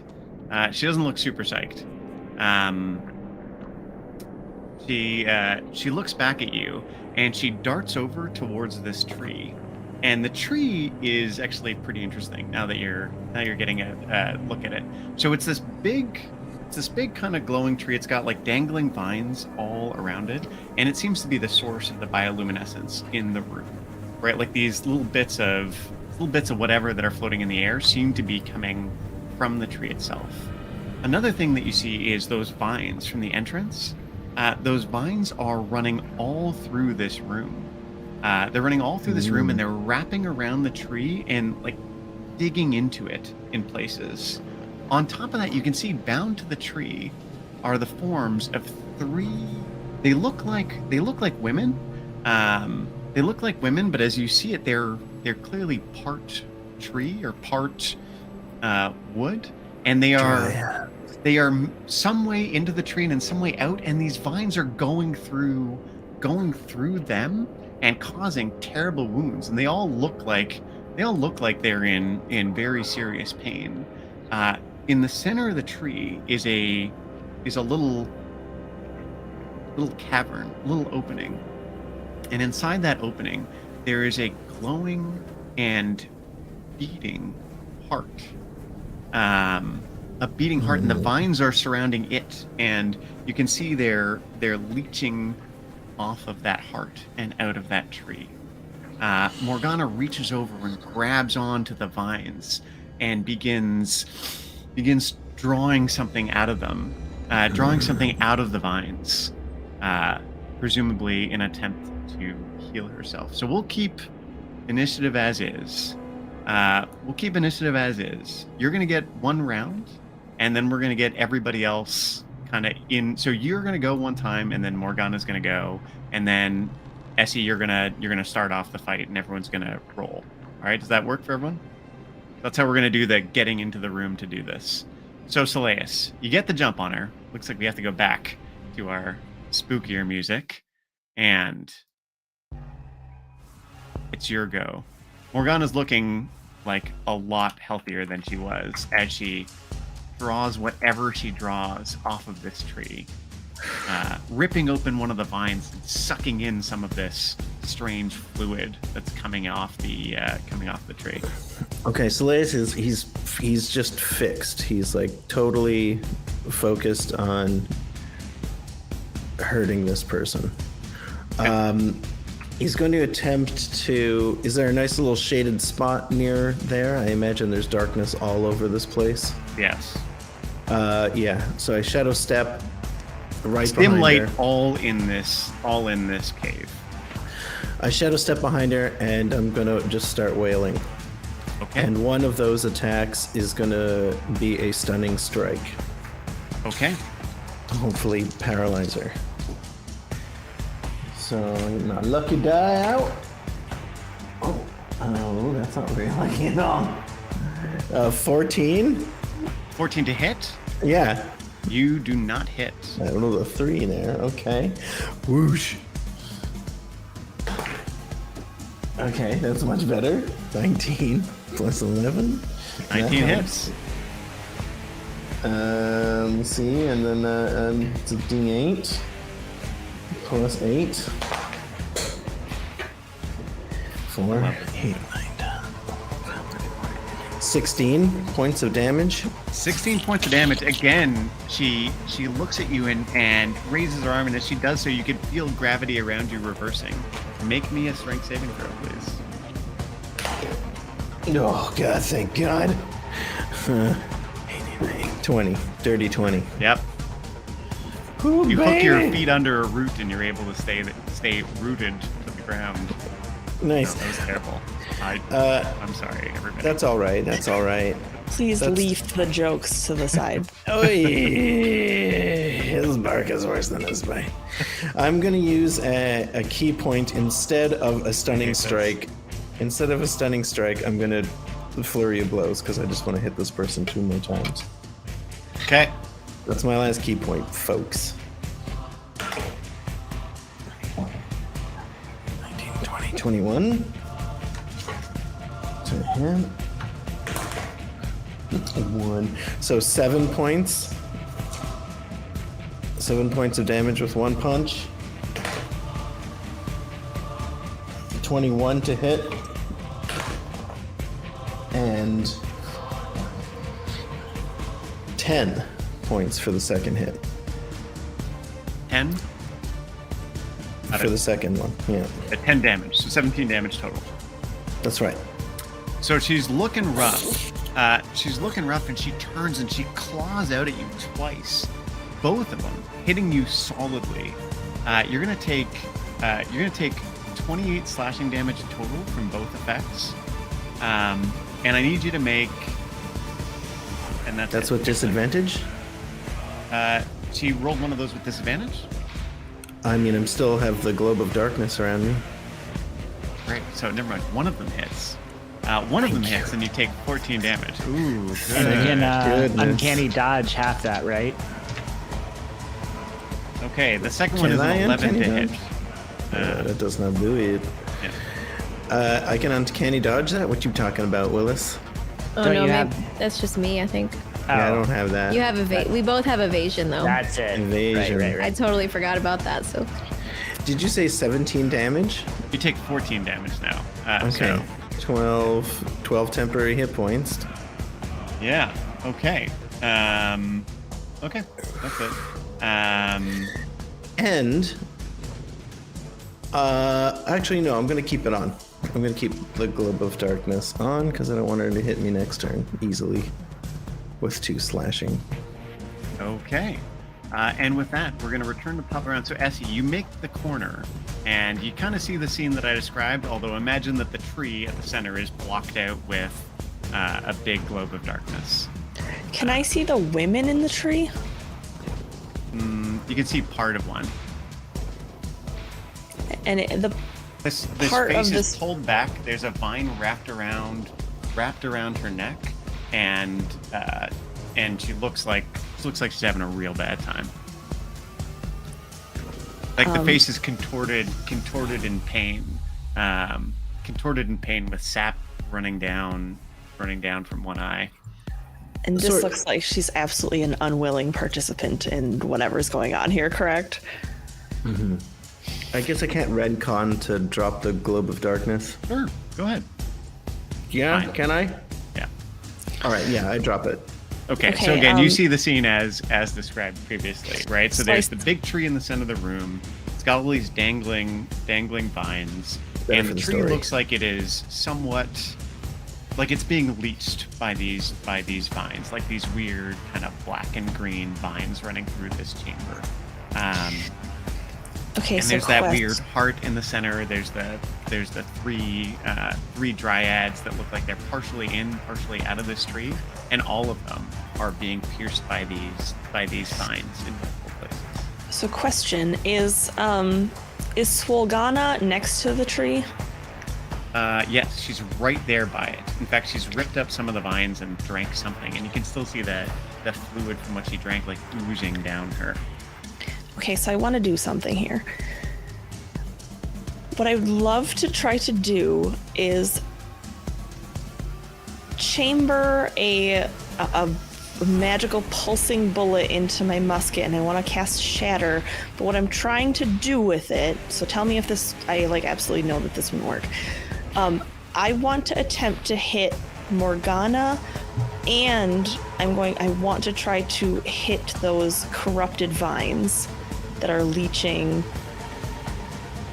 the dryads and the heart of the tree. Like, I want to attempt to beat them back with it as well. But if I can't do that, I would just want to hit Morgana.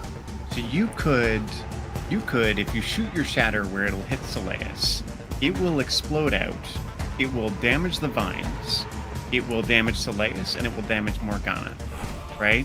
Otherwise, if you hit Morgana directly, it will still hit Soleus and the tree and the vines. So you can't Shatter and not hit Soleus, but you can Shatter and not hit the tree. But what I want to do is... And the vines, sorry.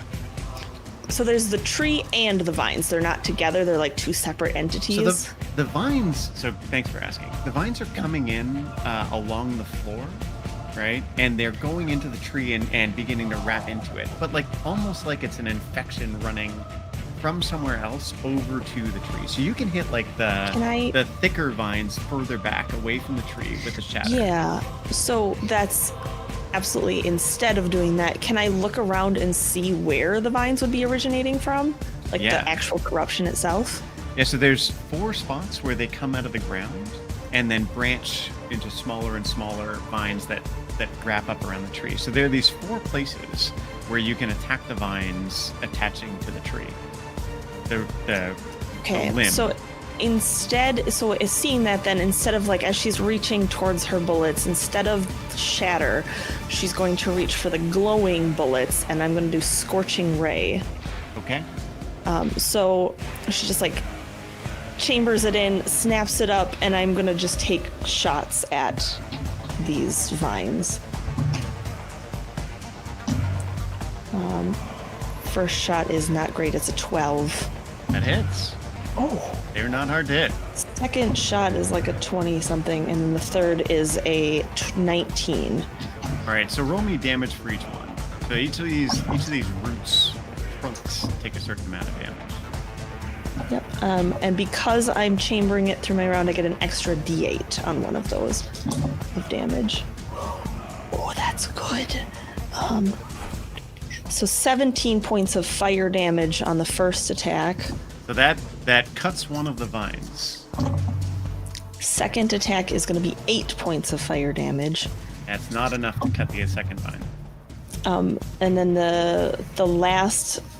So what I'm going to do is seeing that it doesn't cut, I'm going to concentrate fire to the second, or the third is going to go to that same spot, and it's going to be 10 points of fire damage. Okay, so you cut 2 of the 4 roots, and you can see the vine begin to shrivel up past that point.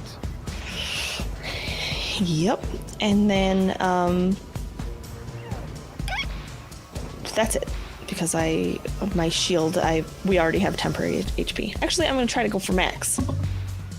Oh, it's one better, so everyone gets 11 points of temporary HP. Even shield me? comes out. Yeah, I don't think you're within reach. You have to be within 10 feet of me. That's not. Zagrin, you round the corner. You're behind Essie by a good bit because Essie was kind of trucking as she went through this, even on hands and knees crawling through the thing. What are you up to? Do I notice that 2 of the 4 vines have been burned or hit? You can see Essie still reloading as she was shooting at one of them, right? All right. Looking around, you can see there are more of these root things. Yeah, I'll follow her lead, and I will Eldritch Blast at the ones that haven't been hit yet. Okay. 27 for the first one. Yeah, they're 10 to hit. Okay, for 12 force damage. Okay. Does it that break? hits but doesn't break it. All right, I'll attack the same one. 10 so I missed the second. No, 10. They're AC 10. Oh, it is AC 10. Okay. 11 force damage. Bust it. There is one vine left. The tree's looking better. The tree's looking dramatically better as the things are the vines that are in it are kind of withering away and drying out. You can feel this emotional resonance as you start breaking the vines of this tremendous relief in the room. Could I have just retroactively said something like, "We're here to help," so the Dryades don't think we're like here to kill them all? Absolutely. Okay, Zagrin, anything else from you? I'll move a little bit more into the room, but not engaged in like melee range, but just move a little bit more into the room. All right, Soleus, you're up. 2 more attacks against Morgana. We're here to help! Oh, next! I got nat 20 on that first strike. That hits. Ba-boom! 4, 5, 6, 7, 8, 9, 10, 11, 12. 16 on the first hit. All right, now, before you roll your next hit, make me a strength saving throw as once again she tries to fling you into the ceiling. Oh, god damn it. It was 16 or 17, sorry. Remember, I'm just going to say 17. Oh, that is not a pass. All right. So you are flung up. You are What? flung up into the air, hanging upside down. You're now 10 feet up in the air above Morgana. Can I still take another hit? If you can hit at a range greater than 5 feet, if you have reach.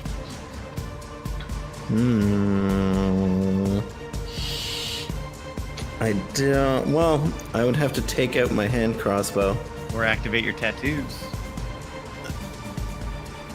Or can you? Or have you already done that? I already did it. Okay, I already okay. did that versus the giant spider person. Yeah. Like, whoa. Okay. If you drop your staff, you can grab that hand crossbow real Yeah, fast. right, buddy. You'd like that, wouldn't you? Nice try. Give me a second.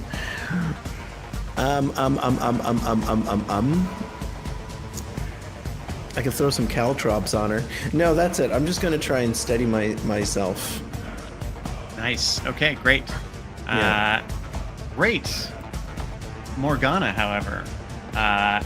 Morgana, looking at you all, Soleus up above turns and does that big inhale again. Essie and Zagrin, I need each of you to roll me a Constitution saving throw, please. 14. 15 for me, but as my reaction, I'm going to use my last thing. 1 second, flash of genius to, like, as I say, I'm assuming it's still a 15. Yeah. So I get it, and I'm just gonna like catch eye contact with Zagrin, and I'm gonna say, "You're better than that." And I'm gonna give him +4 to that save. Oh, so Nice, you're not so gonna. 18. Oh, okay. Okay. I'm giving it to him. Okay. I'm not giving it to me. Okay. I'm gonna take the gamble and think that I'm okay. With All right. it. Now What you did I both say, are. So 16? you each take 8 points of necrotic damage. You take 8 points of necrotic damage. Thank you for the temporary hit points and the flash of genius. My last one. Don't waste it. All right, she moves over to you two. However, she rushes over to you two, and at the same time brings a claw down at you, Zagran. Brings a claw down at you. That is a 24 to hit. Hit. So you take 14 slashing damage. On top of that, I need you to make a dexterity saving throw. As you can feel her claws, like as she runs through them, they're leaving this corrosive gouge, and she's gouging your armor. 12. So your armor is degraded. It now gives -1 AC, and that is permanent. So your armor is permanently degraded. Oh no! As she cuts at you. Okay, folks. With that, Calamity comes tumbling out of the tunnel, actually able to make better speed than most of you through a lot of it, as she has been little enough to not have to crawl. So she didn't need to crawl at all. So that was a big Why did advantage. you eat so many fish pies? She says, like we're gorging on them. Okay. And she goes and she steps out. She begins casting a spell and flings this bolt of, like chaotically shifting energy at Morgana. Okay.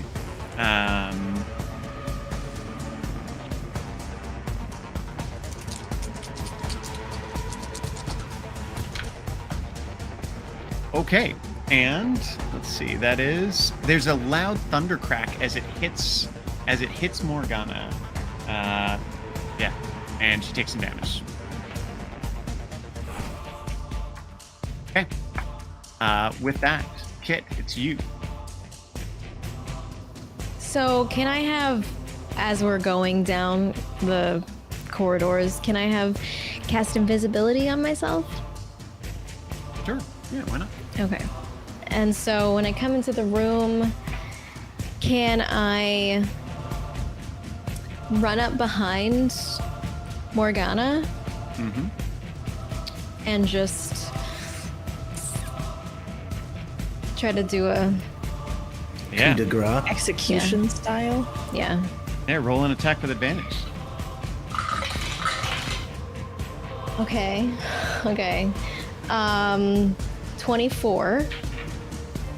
And do I get my sneak attack? Absolutely. Okay, finally. Come on, killer. A A lot of dice. Okay, so that's 13, 14, 15, 16, 17 plus 4. So 21. 20 hit points. Why don't you describe the way Yeah. Let's go. Are you serious? Oh my god. Yeah, I mean, she just suddenly Kit appears behind her, and you just see the knife first, and then just blood and yep. Yeah, the Just slit one-eyed through it. Morgana, the other still almost smoldering.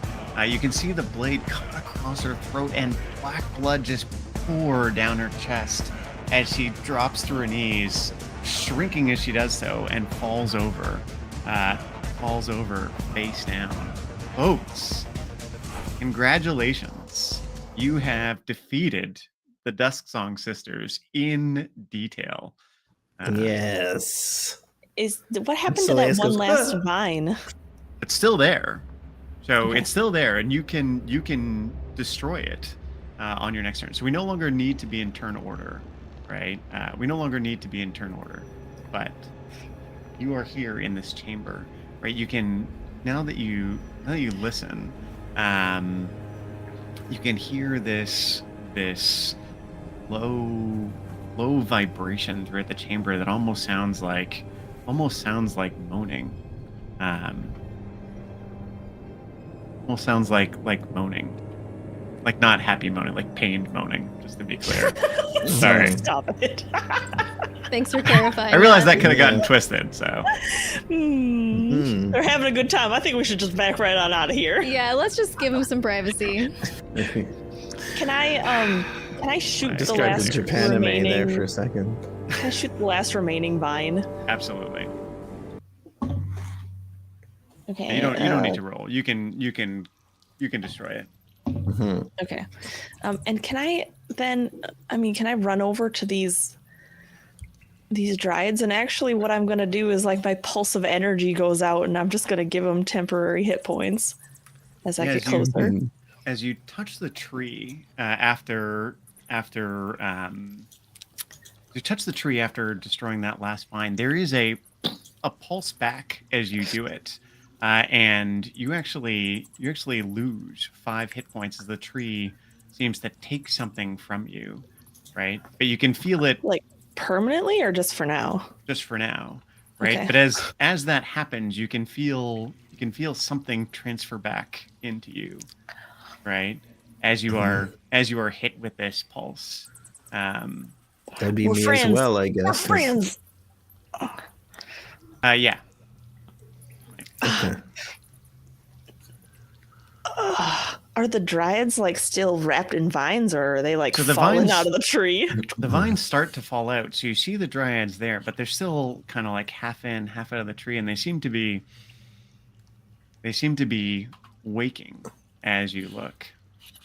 I guess I land. It was 10 feet in the air. So I land, I go over to the heart that's choked with the vines, and I start pulling some of the vines off. Yeah, absolutely. I'm going to start attempting to do that same thing with the dryads, like pulling the vines away. I could use some help up here. I think they're still alive. Are they alive? Can I tell if they're alive? What, the veins? Or the dryads? The dryads. Dryad. Yeah, they do look alive, and they look very, very much connected to the tree, right? Like they don't seem willing to leave it, but they begin to open their eyes and they're looking around the chamber. Now, this chamber, as you're seeing it, right? Like as you start to peel back the vines, right? The tree seems to visibly recover, although it doesn't seem healthy, and that heart that's in there begins to beat a little bit more freely. You all right? Is everybody all right? I was about to ask you the same. I'll be taking off the degraded armor while this is happening. Taking off the chain shirt. Well done, Kit. I'll just wipe that nasty black stuff off onto my tweed. It's looking kind of rough. That tweed's looking. It's looking kind of rough. Kit, you all right? I'm fine. Are you? You look a little bit, I don't know, like you were hurting earlier. Yeah, it wasn't great. Not my best moment. But thanks for the... I'll look at Slice. Thanks for the healing potion. It's my pleasure. You all did very well. This was a monumental fight. Yeah. Although I will clarify that the spider demon that we killed was not the same that we originally saw, so be alert. There might still be more things lurking. Are you all right, Zagrid? Yes, doing all right. Can I, like, hit the side of their little cheeks to try to, like, rouse them at all? Gently? As you go closer, you see the dryads, the 3 of them, their eyes open wide, and they begin speaking in unison in a language you don't understand. And you hear 3 voices echoing at once. It doesn't feel like it just comes from them, but it feels like it comes through the whole chamber as they talk, like it's resonating everywhere. Do you speak any other languages? Primordial, maybe? I'll start speaking Primordial. They look at you all again and begin speaking again, this time, however, in Elvish. speaking again in Elvish, which I'm pretty sure every one of you speaks. Even Calamity? Yeah, we figured that out because we were trying to be cute. God damn it. Didn't work. Yeah. So they begin speaking again in Elvish, and they go, "Who are you, and why have you rescued us?" I'm Elswith Pike. I'm Saleus. This is Lord Zagrin. Kit, we were here to fight the hags. We didn't know you were in here, but it's good that we could free you.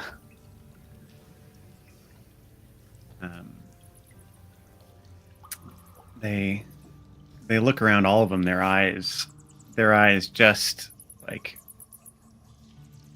bark, basically. So you see bark over bark as they close. Right, there's no flesh in there, although there are parts of the dryads that do look like they have flesh. And here again in unison they go, "We owe you our gratitude, heroes.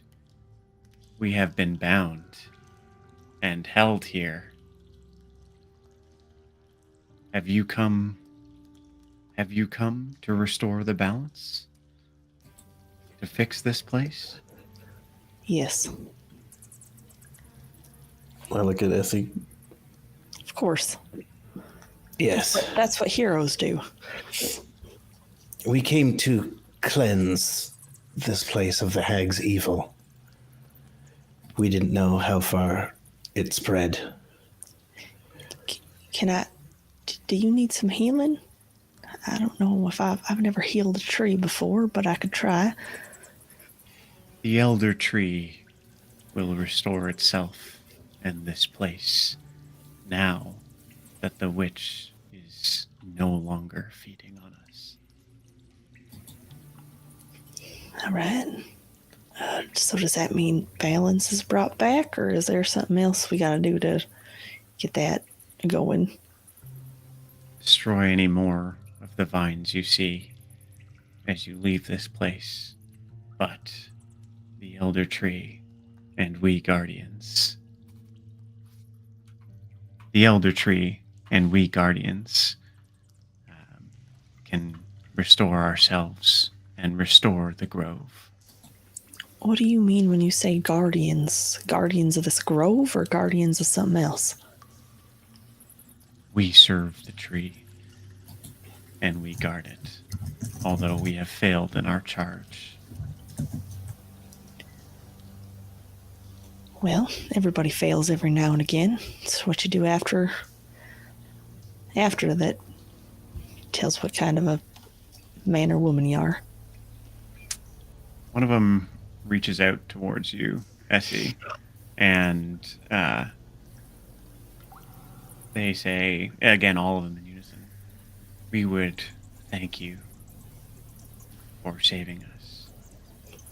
We would give you a piece of the elder tree." I'll transfer Habian into my other hand and reach out. They reach out, they put this little spark in your hand. They put this little spark in your hand, and as you grab it, you can feel this warmth as it seeps into you and restores those 5 hit points that you lost earlier. And you can feel a very strong sense as it courses through you. Thanks. I'm not going to start growing bark, am I? It's lovely on you. I'm just wondering if I need to... I'd be fine. I'd love growing bark. Thank you. That's... Glad that we can... I'll just step back. Glad that we can help. The Luxon and the Goddess of Light gave you another shot, gave you another chance. It is her action that allowed us to be here. Very well. We thank you, and you are welcome in the Grove of the Elder Tree anytime. Return once we have restored the grove, and feel free to take of its bounty as you need.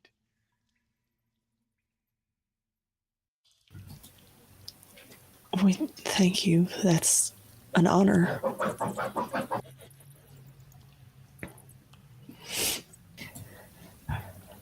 Are you gonna... Do you want this place to be kept a secret? A secret? From the outside world? None who are unwelcome can find their way into the grove. No. None of your mortals can, anyway. Do we have permission to come back and see you, or do we need something? You will all be welcome in the grove whenever you wish. That sounds lovely. It's a nice place you got here without the vines. All right, we'll do our best to chop as much down. Sorry, with that, we're actually going to cut for a little bit and take a 10-minute break. So that was an exciting fight, everybody, but we're going to pause and come back in a few minutes. So thanks, everybody, for hanging out. We hope that you hang out through the break, and we'll see you in about 10 minutes. So that is at 3:10, 3:15 Central Time. All right. See you in a bit. Ciao.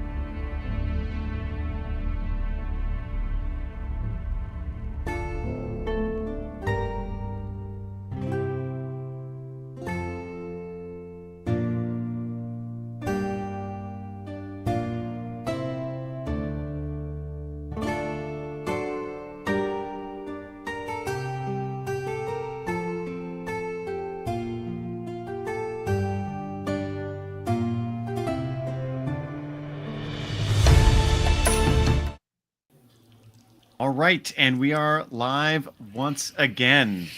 So I had a plum. Everybody else had their snack. We're good to go. Let me turn off the music for a quick sec. So, folks, hello and welcome back to the second half of episode 28, Burn the Witch, or as we should have titled it, Cut Her Damn Throat, because that's how it went down, quite literally. Yeah, I'm Jason. I'm the game master, and this is the Heroes Die show, folks. Say hi, everybody. Hello. And yeah, thanks for joining us. So if you were around for the first half, it's just basically been a fight. It's been a big running fight as our heroes have finally killed the last of the Dusksong sisters and apparently found a tree down in a cave in the deeps underneath where Morgana was hiding. It's kind of a neat scene where we've got a lot of bioluminescence. It's all underground and little glowing things floating in the air, and it looks like you are removing the corruption left by the awful Dusksong sisters. With that, want to make sure to talk about when you can catch this show, because we're on every Saturday, well, most Saturdays, from 1 to 4 Central Time. If you're not sure whether we're going to be on or not at a given time, you can check out our Discord, and I'll put that Discord in the chat right now. You can also check us out on Twitter, where Josh does keep our schedule up to date, so you can know whether or not we'll be there. And is there anything I'm missing? Anything I'm missing? No? Okay. If you get a chance, join our Discord. We would love to hear from you and chat with you and just see how things are going, get your take on the story and, other things you're doing. I got a great enemy from somebody in the Discord the other day, which I'm looking forward to checking out, the Tombstone Golem. So we'll see if I can run that against you. I think there was also a Blood Witch in there, which I'm pretty pumped about. Both sound like a lot of fun for me, not for you. And let's see. Yeah, here 1 to 4 Central Time, and find us on social media and all that. And I think we can hop right back in. Pretty good? All right, let's return to the action. So again, you find yourselves in this cavern. The tree there seemingly doing a little bit better. The dryads attached to it speaking unison. They've now come out of the tree and are looking at you and standing around, but still when they talk, you hear them talk entirely in unison. Do you have names, or are you just the guardians? They look at you. Yes. And all three of them together. Thank you. She's going to bring out like a piece of parchment paper. Got it.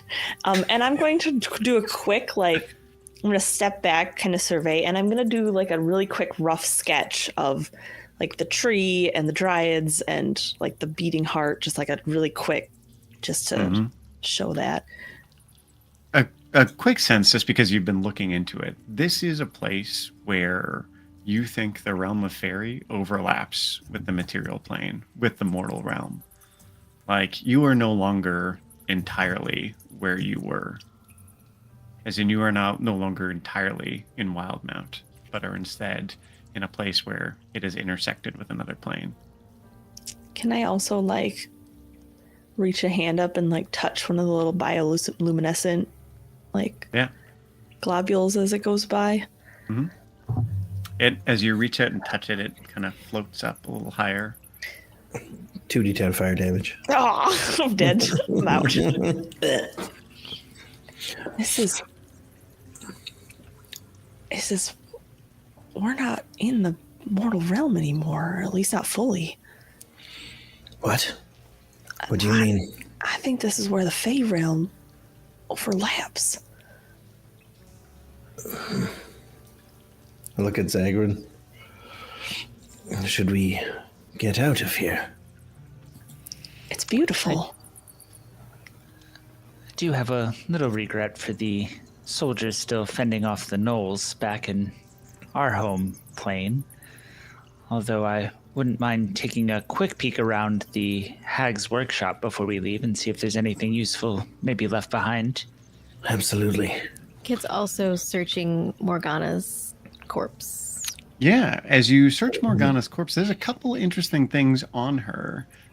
She's got a really fancy sacrificial dagger on her, right? And you can see there is a prominently displayed symbol of Loth on the hilt of the dagger. She's got a book, Nasty. a little book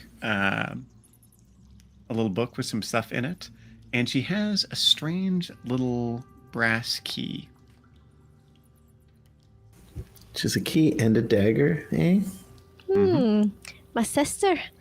Does it look? Does the like key your look? key. Okay. But there's something special about it. You're not sure what, but there's something special about this key. I'll pocket the stuff. I mean, I'm not trying to hide it from anyone, but like I know we're, gonna be getting out of there, so I'll just take all that stuff. Great. I guess we'll mosey on back to the main area. Yeah. Start looking there. Check the cauldron. We're probably just killing vines as we find them. Yeah. As you go around, there's a very heavy treasure chest in one of the back caverns. A very heavy duty treasure chest, like well made again with symbols of Loth on it, right? Like markings on it. It's well made. It's full of gold and silver and copper. It's got a bunch of jewelry, more like Loth branded jewelry. And by the altar, there's a bunch more sacrificial gear that seems to match with the dagger that you saw. There are some bowls, some cups, all made of precious metals. But again, all of them branded with low stuff. Like you can't sell these legally in the Empire, right? You're gonna have to get them melted down or something, or find someone who'll buy Thieves Guild. We know some people. Yeah. Buy some other things. You also note on the altar is a really kind of neat looking thing. There's a small, like, eye-sized orb, a lot of eye-sized orbs in here, that is covered in little arcane symbols. There are some like places where there are like little diamonds cut into it, not actual diamonds on it, but diamond shapes carved into the metal. Yeah, carved into the metal.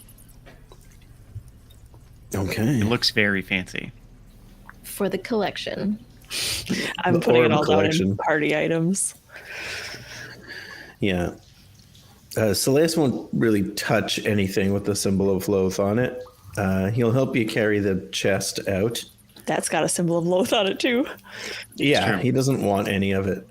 I'll take it. I'm he'll just melt it down and putting stuff in the bag of holding. I'm not shy. Sounds great. Foul Money's money. asshole. Are we gonna go try to help the soldiers? Miss Pike, I thought you would value the life of your new friend. My new friend? Yes. The tree, you mean? No, not General. What's his Sergeant name? Culver? Yeah, that's why I said, are we gonna go help the soldiers? Yes. Oh, I thought Major Cullen was there as well. Nope. Oh, my bad. And on the way out, can I check the other bodies? Beeftress and the other one. Can't remember her name. Yeah.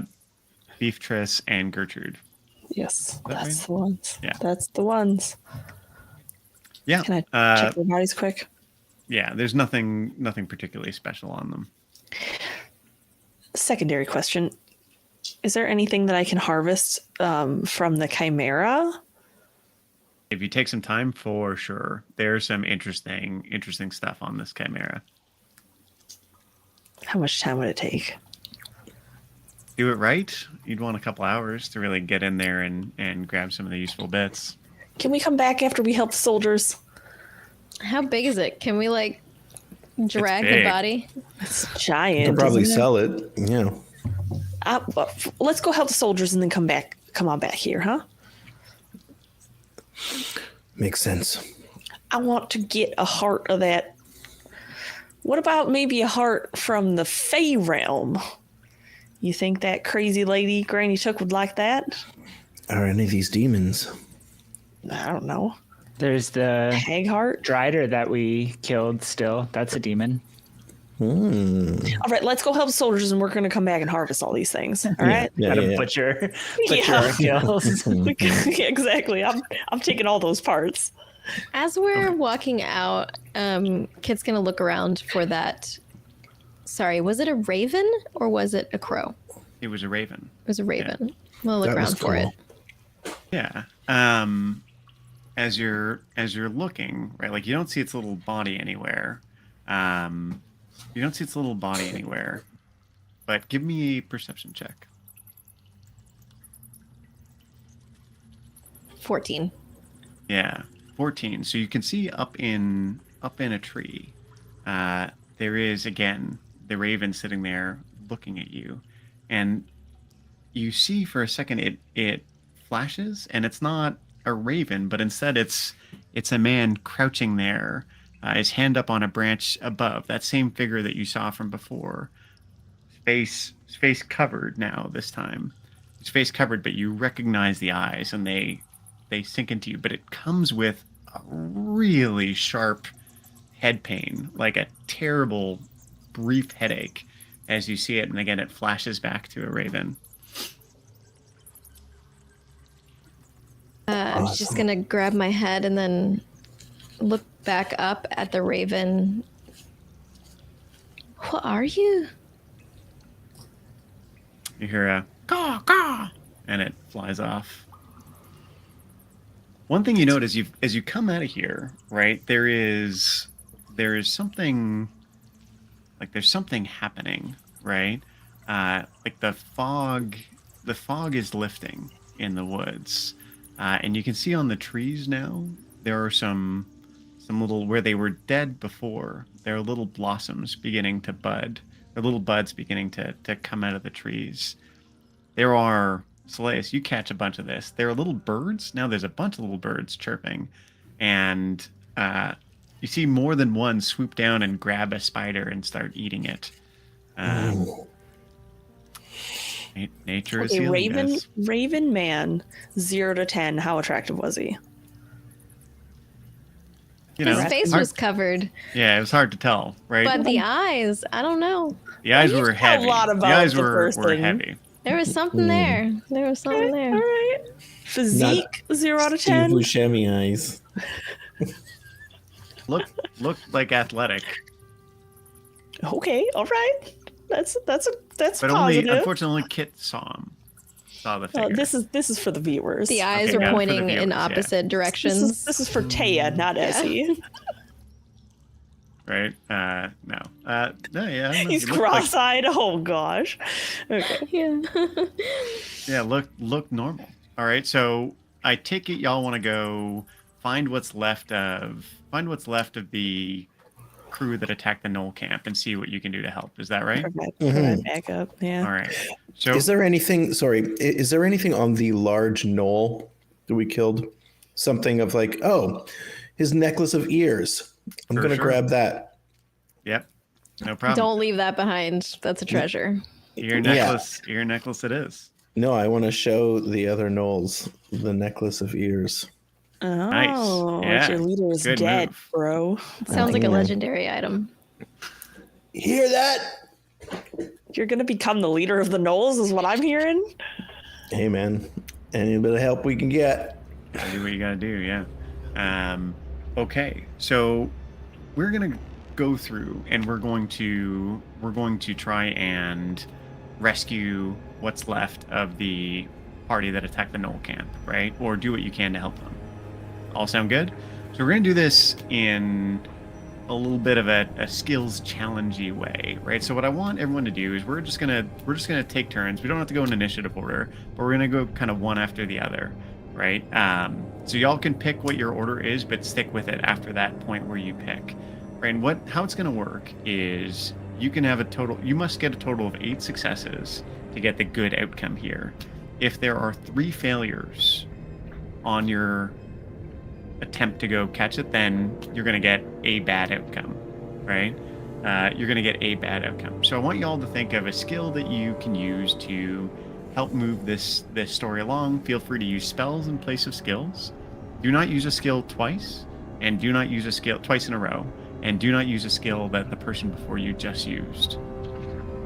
All sound good? So as we go forward, feel free to kind of set your own thing. You guys get the general sense of the area, right? You're leaving the woods, you're going down, there's the knoll camp, and there's a little bit more stuff, and I'll let you know more about the situation as we go.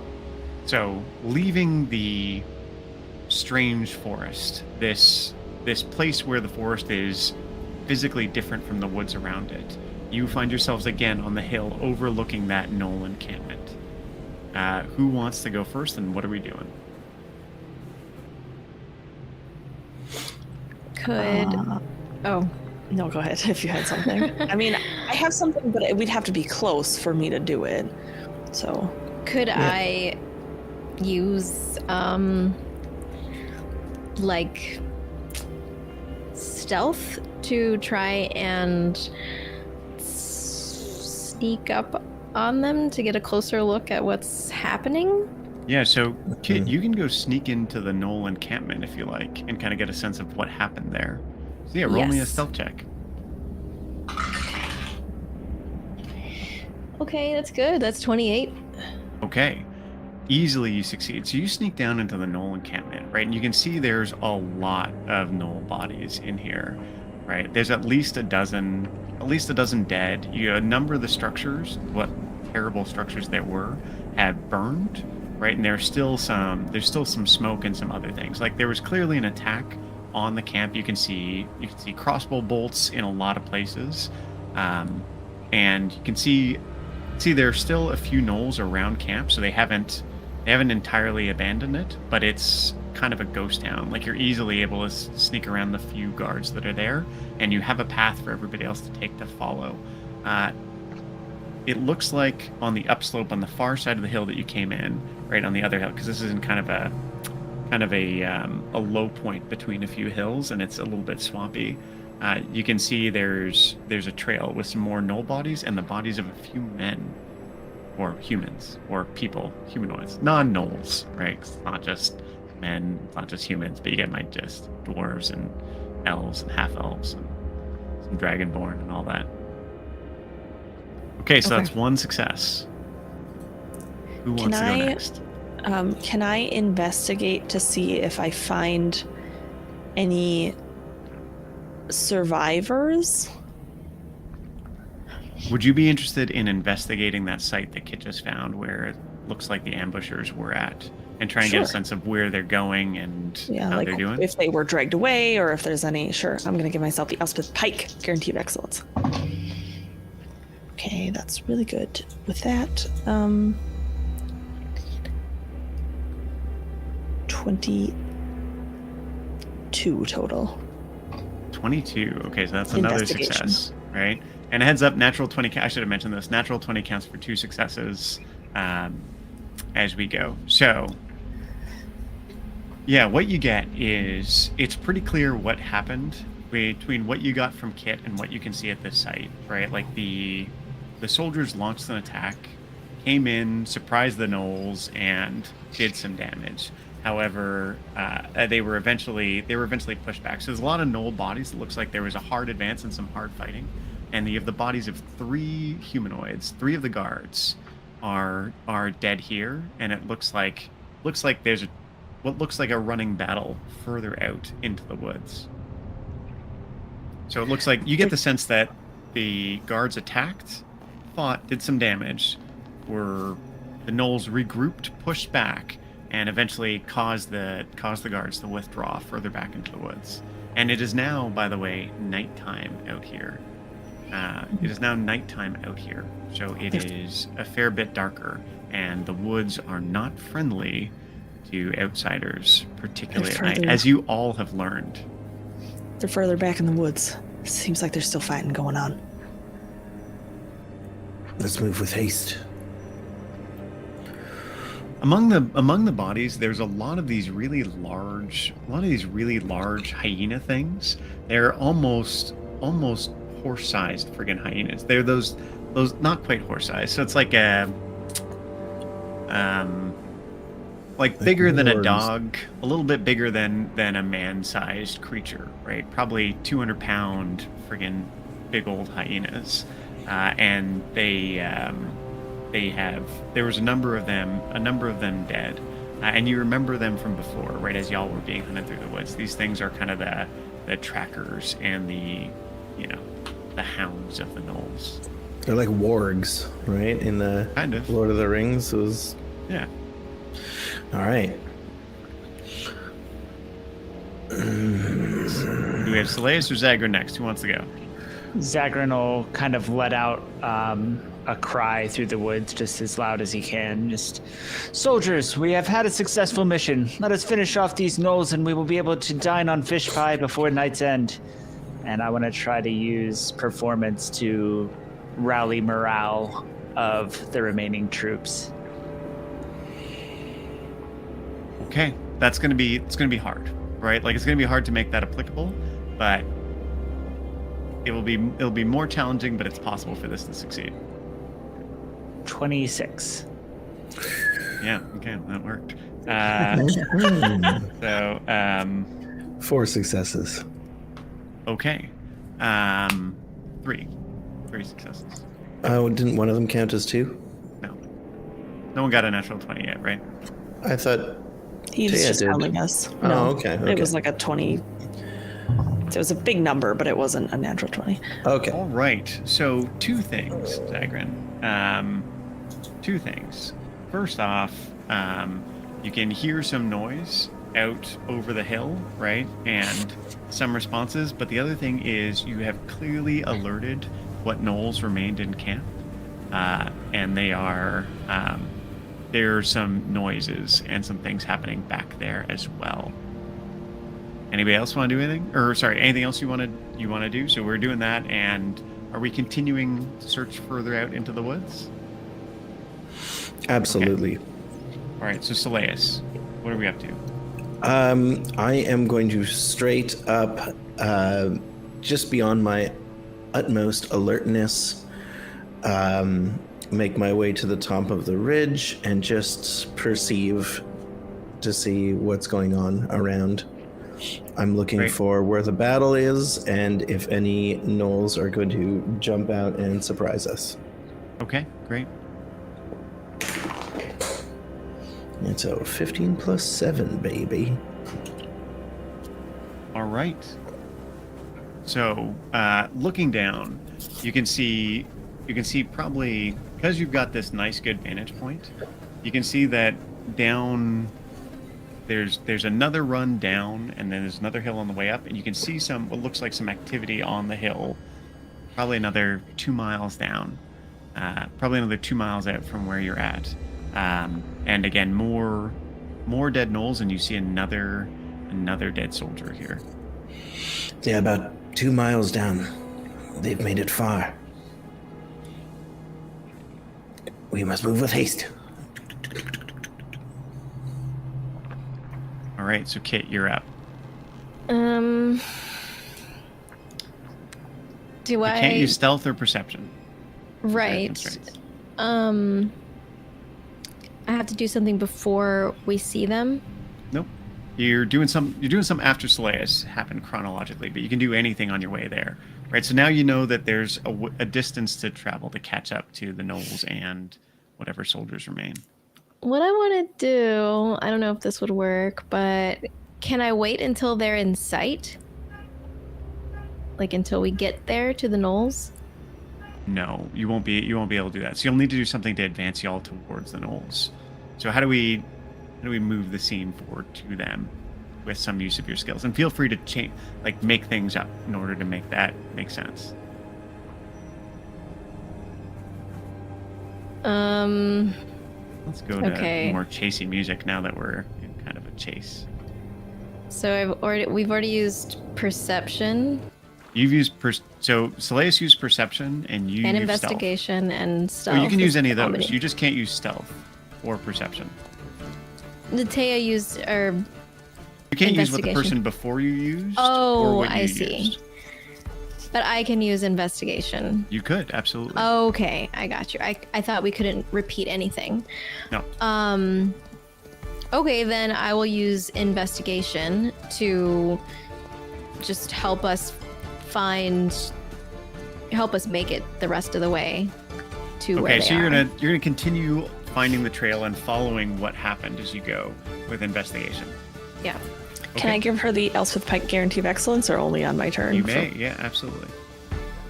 What is that again? It's a D4. Okay. Guidance. That's good. That's 15. Okay. Yeah, that's really good that you got that. 15 is your threshold. So what you can see is, looking at this, right? The soldiers have been making like an ordered fighting withdrawal, right?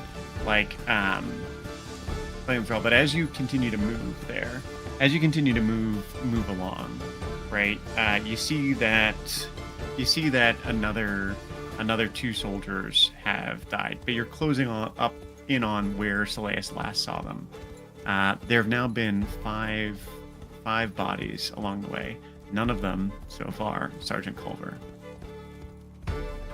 And they're all like dead, right? They're not just like unconscious or like bleeding out.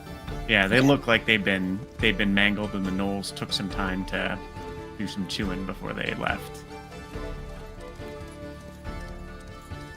Essie, you're up. I was worried about that. Okay, so they're not in sight though yet, correct? Not yet. But you can now hear the fighting. So you can now hear the fighting, so they're not far. Okay. Then what I am going to do, could we potentially close the distance in this Absolutely. round? Was in get all the way up to them in this turn? Yeah. Possible. If you succeed, you'll have closed the distance to them, and you'll be right there ready to start doing things directly. Okay. So I can't use investigation. That's basically all that I can't use. Could I... It's gonna be so stupid. Can I use a first level spell slot to switch my Eldritch Cannon to a flamethrower? And then I'm gonna start burning the forest in an attempt to like scare the gnolls to feel like I gotta get out of here. The fire, like the forest is burning around us. An attempt to like drive them away. Okay. Don't tell the dryads. You're right, you're brand new friends. Okay.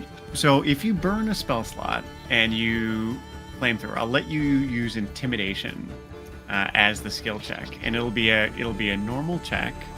And if it works, what'll happen is as y'all come up on the gnolls, they'll have been nervous and distracted because of the fire. I just want to take a quick second to shout out something. Josh has been giving me tips about Scum and Villainy and Blades in the Dark, and I use them, like I use their things like position and effect. And I'll tell you what, even not playing in that game, I went right to that thinking, and it was really useful. So take an inspiration, Josh. Thank you for all that help. Sorry, go ahead. There's no way that I could switch that to like Arcana, right? It's not good. It's a... You can make a deception with your intelligence. Or sorry, not deception, intimidation with your intelligence. That's so much better. Okay, so that would be...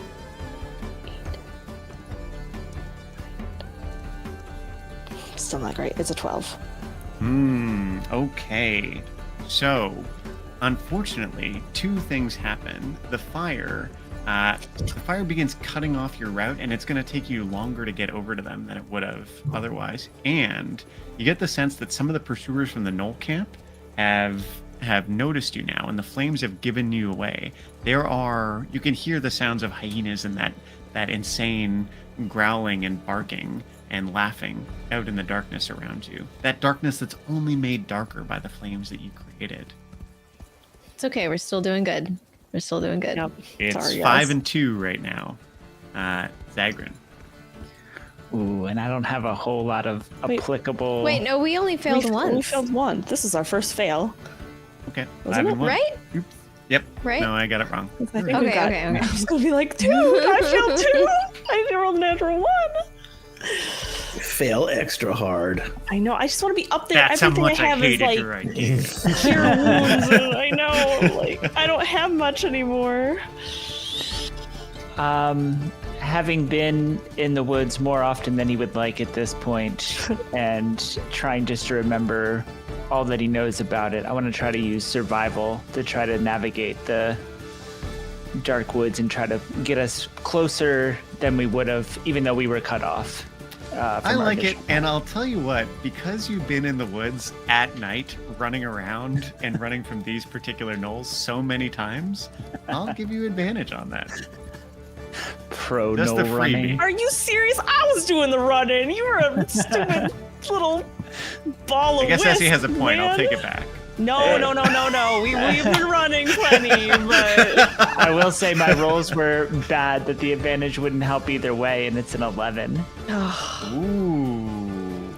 Yeah, you're leading the way, and you make a wrong turn somewhere, Zagrin, and there is a group of gnolls not far from where you're at, not the ones chasing the soldiers, but some other group.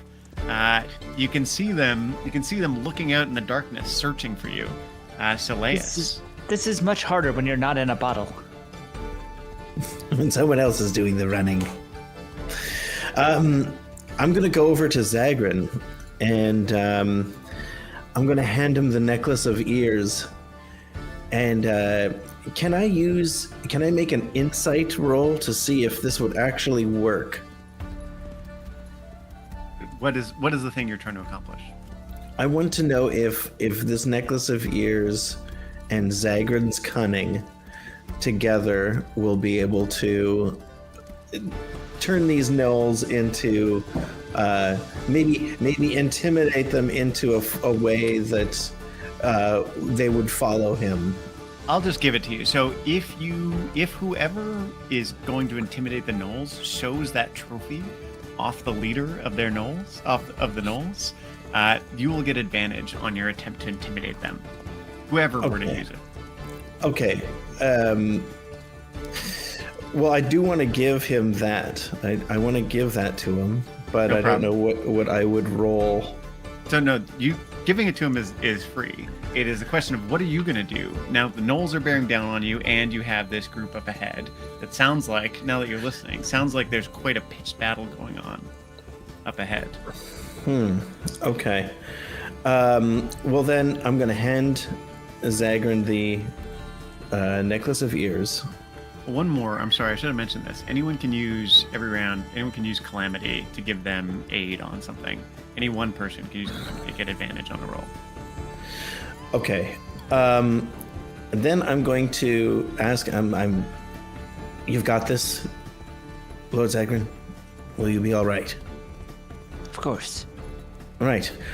I'm going to leap into the trees and see if I could make my way over the flames to the encampment with acrobatics. Absolutely.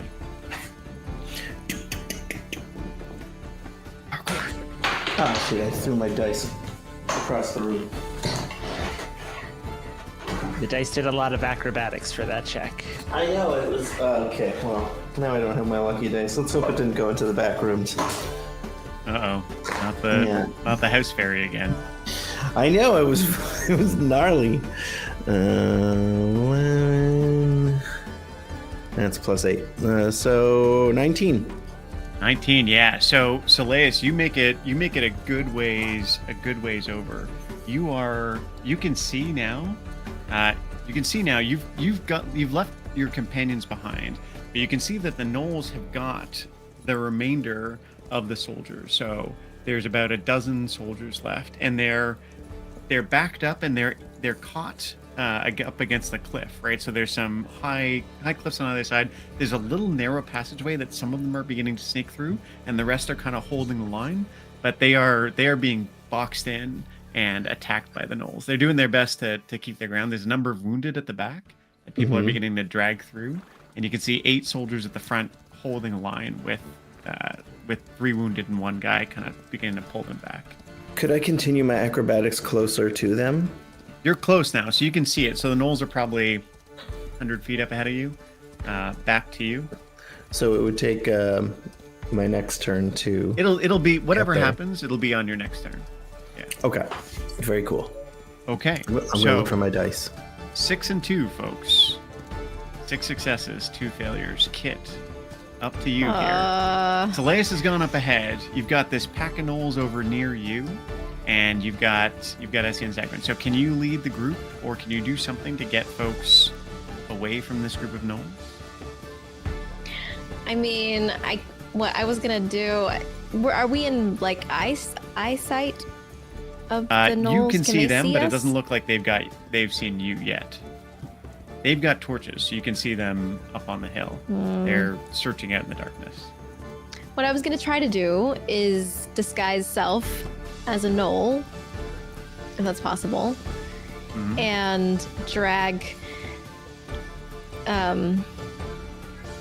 Zagran with me, and hold his arm up with the thing of ears, and do either like deception or intimidation, and try to get their attention.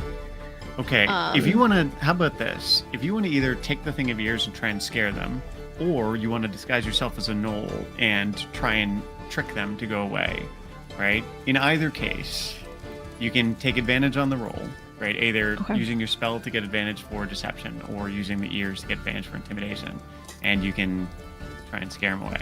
Does that sound good? Yeah, I'll leave the ears to Zagran then, and I will just disguise self and try to... They don't speak English though, right? Like... Do they speak common? What do you know about gnolls? I don't know. Only from my brief encounters with them, I guess, in the woods. Okay, let me think here. You haven't heard them speaking common. You've heard them speaking their strange language. I can try to just imitate their strange little language, and I guess I'm doing deception, and that's deception or performance. Deception, definitely, not performance. And that's a 17 with advantage. Okay, you're trying to indicate what to the gnolls? Like, are you trying to indicate a direction or something? Which group is this? Lead them off. This is not the group that was fighting the soldiers, but instead this other group that came out of darkness seems to be hunting you. I want to see if they'll follow me. Okay. And lead them away from both groups. Lead them away from my friends and also the other group. And then once I've led them, I will sneak back and rejoin. Yeah, no problem. You're able to do it. So you get them kind of off your group and going off somewhere, and then you lose them in the woods. Essie, it's on you. This is the last roll, so this clinches it one way or the other. This clinches it one way or the other. You guys are now able to get up. You can see the group of gnolls penning in the last of the guards up ahead. So you can either do something to directly impact them, or something to give you a really good starting position if you start a fight. So, and it looks like there's a lot of gnolls. Like there's at least 20. Is there any way I could get up in melee? Okay, or can I see any situation where one of the guards would die, other than if I shot one and killed it, I could save them with an attack roll to would that count? Or No, we're not going to do an attack roll. So it's got to be a Calamity skill can or a help spell you, of some variety. too. Yeah, right. And Calamity can help. Okay. Then instead, is there any way that I could... I don't have a whole lot. Is there any way that I could get up to them? Yeah. You could do an athletics to close in on the gnolls really fast, or rush your way past them with the guards. So instead, could I use invisibility, like burn a spell slot, use invisibility, and then just get in there, like using my stealth to disrupt the enemy? So what are you trying to do? You're trying to get into the group of gnolls, or you're trying to get in with the soldiers? In with the soldiers. I want to get in with the soldiers. Or in with their group. If you want to use invisibility and make an athletics check, you can get in with the group. Could I do acrobatics instead? It's just running. You know what I'm saying? It's just running. I'm so bad at these things. Dude, I didn't swing in the trees. You want to try? If you're shooting for something else, I'm happy to help out however I can. I mean, what I really want to do is go provide support and like heal them, but I need to get to them to do that. You know what I mean? I'm not good with athletics, and so I don't want to use athletics. I was gonna try to do like a stealthy approach to get up there. You could stealth up to get yourself in a good position to start an ambush on these gnolls. Get yourself and your friends in a good position to ambush these gnolls from behind, if you want to do that. Would that help the soldiers at all, or would that just benefit us? Well, it would put y'all in a place to surprise the gnolls, right? And then they would start in a bad way when y'all you'd get. I know there's no such thing as surprise rounds, but the gnolls would all be surprised on the first round of combat if you succeed on yourself. Okay. Would that? I'm sorry. This is so stupid, but like, would You're that count as a success then, or does that have nothing to do with? Yeah, it would count as a success if you succeed. Otherwise, it will count as a failure if you fail. Then I am going to use Calamity to help me. I'm gonna be like, Calamity, let's both go invisible and roll this with advantage, and I'm gonna use my 2 lucky dice. Natural 20. Woo. The other one was a 5, and I was like, oh god. Natural 20. Nice. All right, so you sneak up into position, Calamity coming with you. If you want, because you got a natural 20. The gnolls are kind of packed in, and they're trying to break through the soldiers that are having their shields up and doing their best to block and keep them out. If you want, you can have Calamity use her fireball to blast the shit out of these gnolls. Yes. All right. It's time for fire, Calamity. The day has finally come. The time has come. So she looks at you, she's like, burn sure? I can burn them? Burn them all, not the soldiers. She starts crying out and then flings like a little ball of fire from her hand. It lands in the center of the gnolls and it erupts in a massive fiery explosion. A number of them burnt, the rest running out into the darkness. Congratulations, folks. You have rescued what is left of the soldiers. And really, just an epic way to finish that. Great job. Mm-hmm. Okay, folks, Torch. with that, we're going to wrap, right? So you can do anything that you want with the soldiers, right? And then we'll actually start the next episode with you and the soldiers returning back to town, right? So if there's anything you want to do in between, we can knock that out in between the scenes. How does that sound? Excellent. It's kind of an anti-cliffhanger, but that was just a really great move, everybody. I rolled one at a time this time, and the first one was a 5, and I was like, oh. Because usually I roll them both at the same time, but this time I was like, I'm just going to do one and then the other, and I was so stressed out. Nice. I'm going to lead these soldiers to their death, bros. It's so terrifying. Yeah, excellent. Really great job, everyone. Excellent. I had a great time. And folks, thank you so much for hanging out and watching. I hope you had a good time. And we'll see you next time on Heroes Die Show. Okay? right here, 1, 2, 4 Central Time. I really should remember that at this point. I've said it like 28 times. Thanks so much, folks.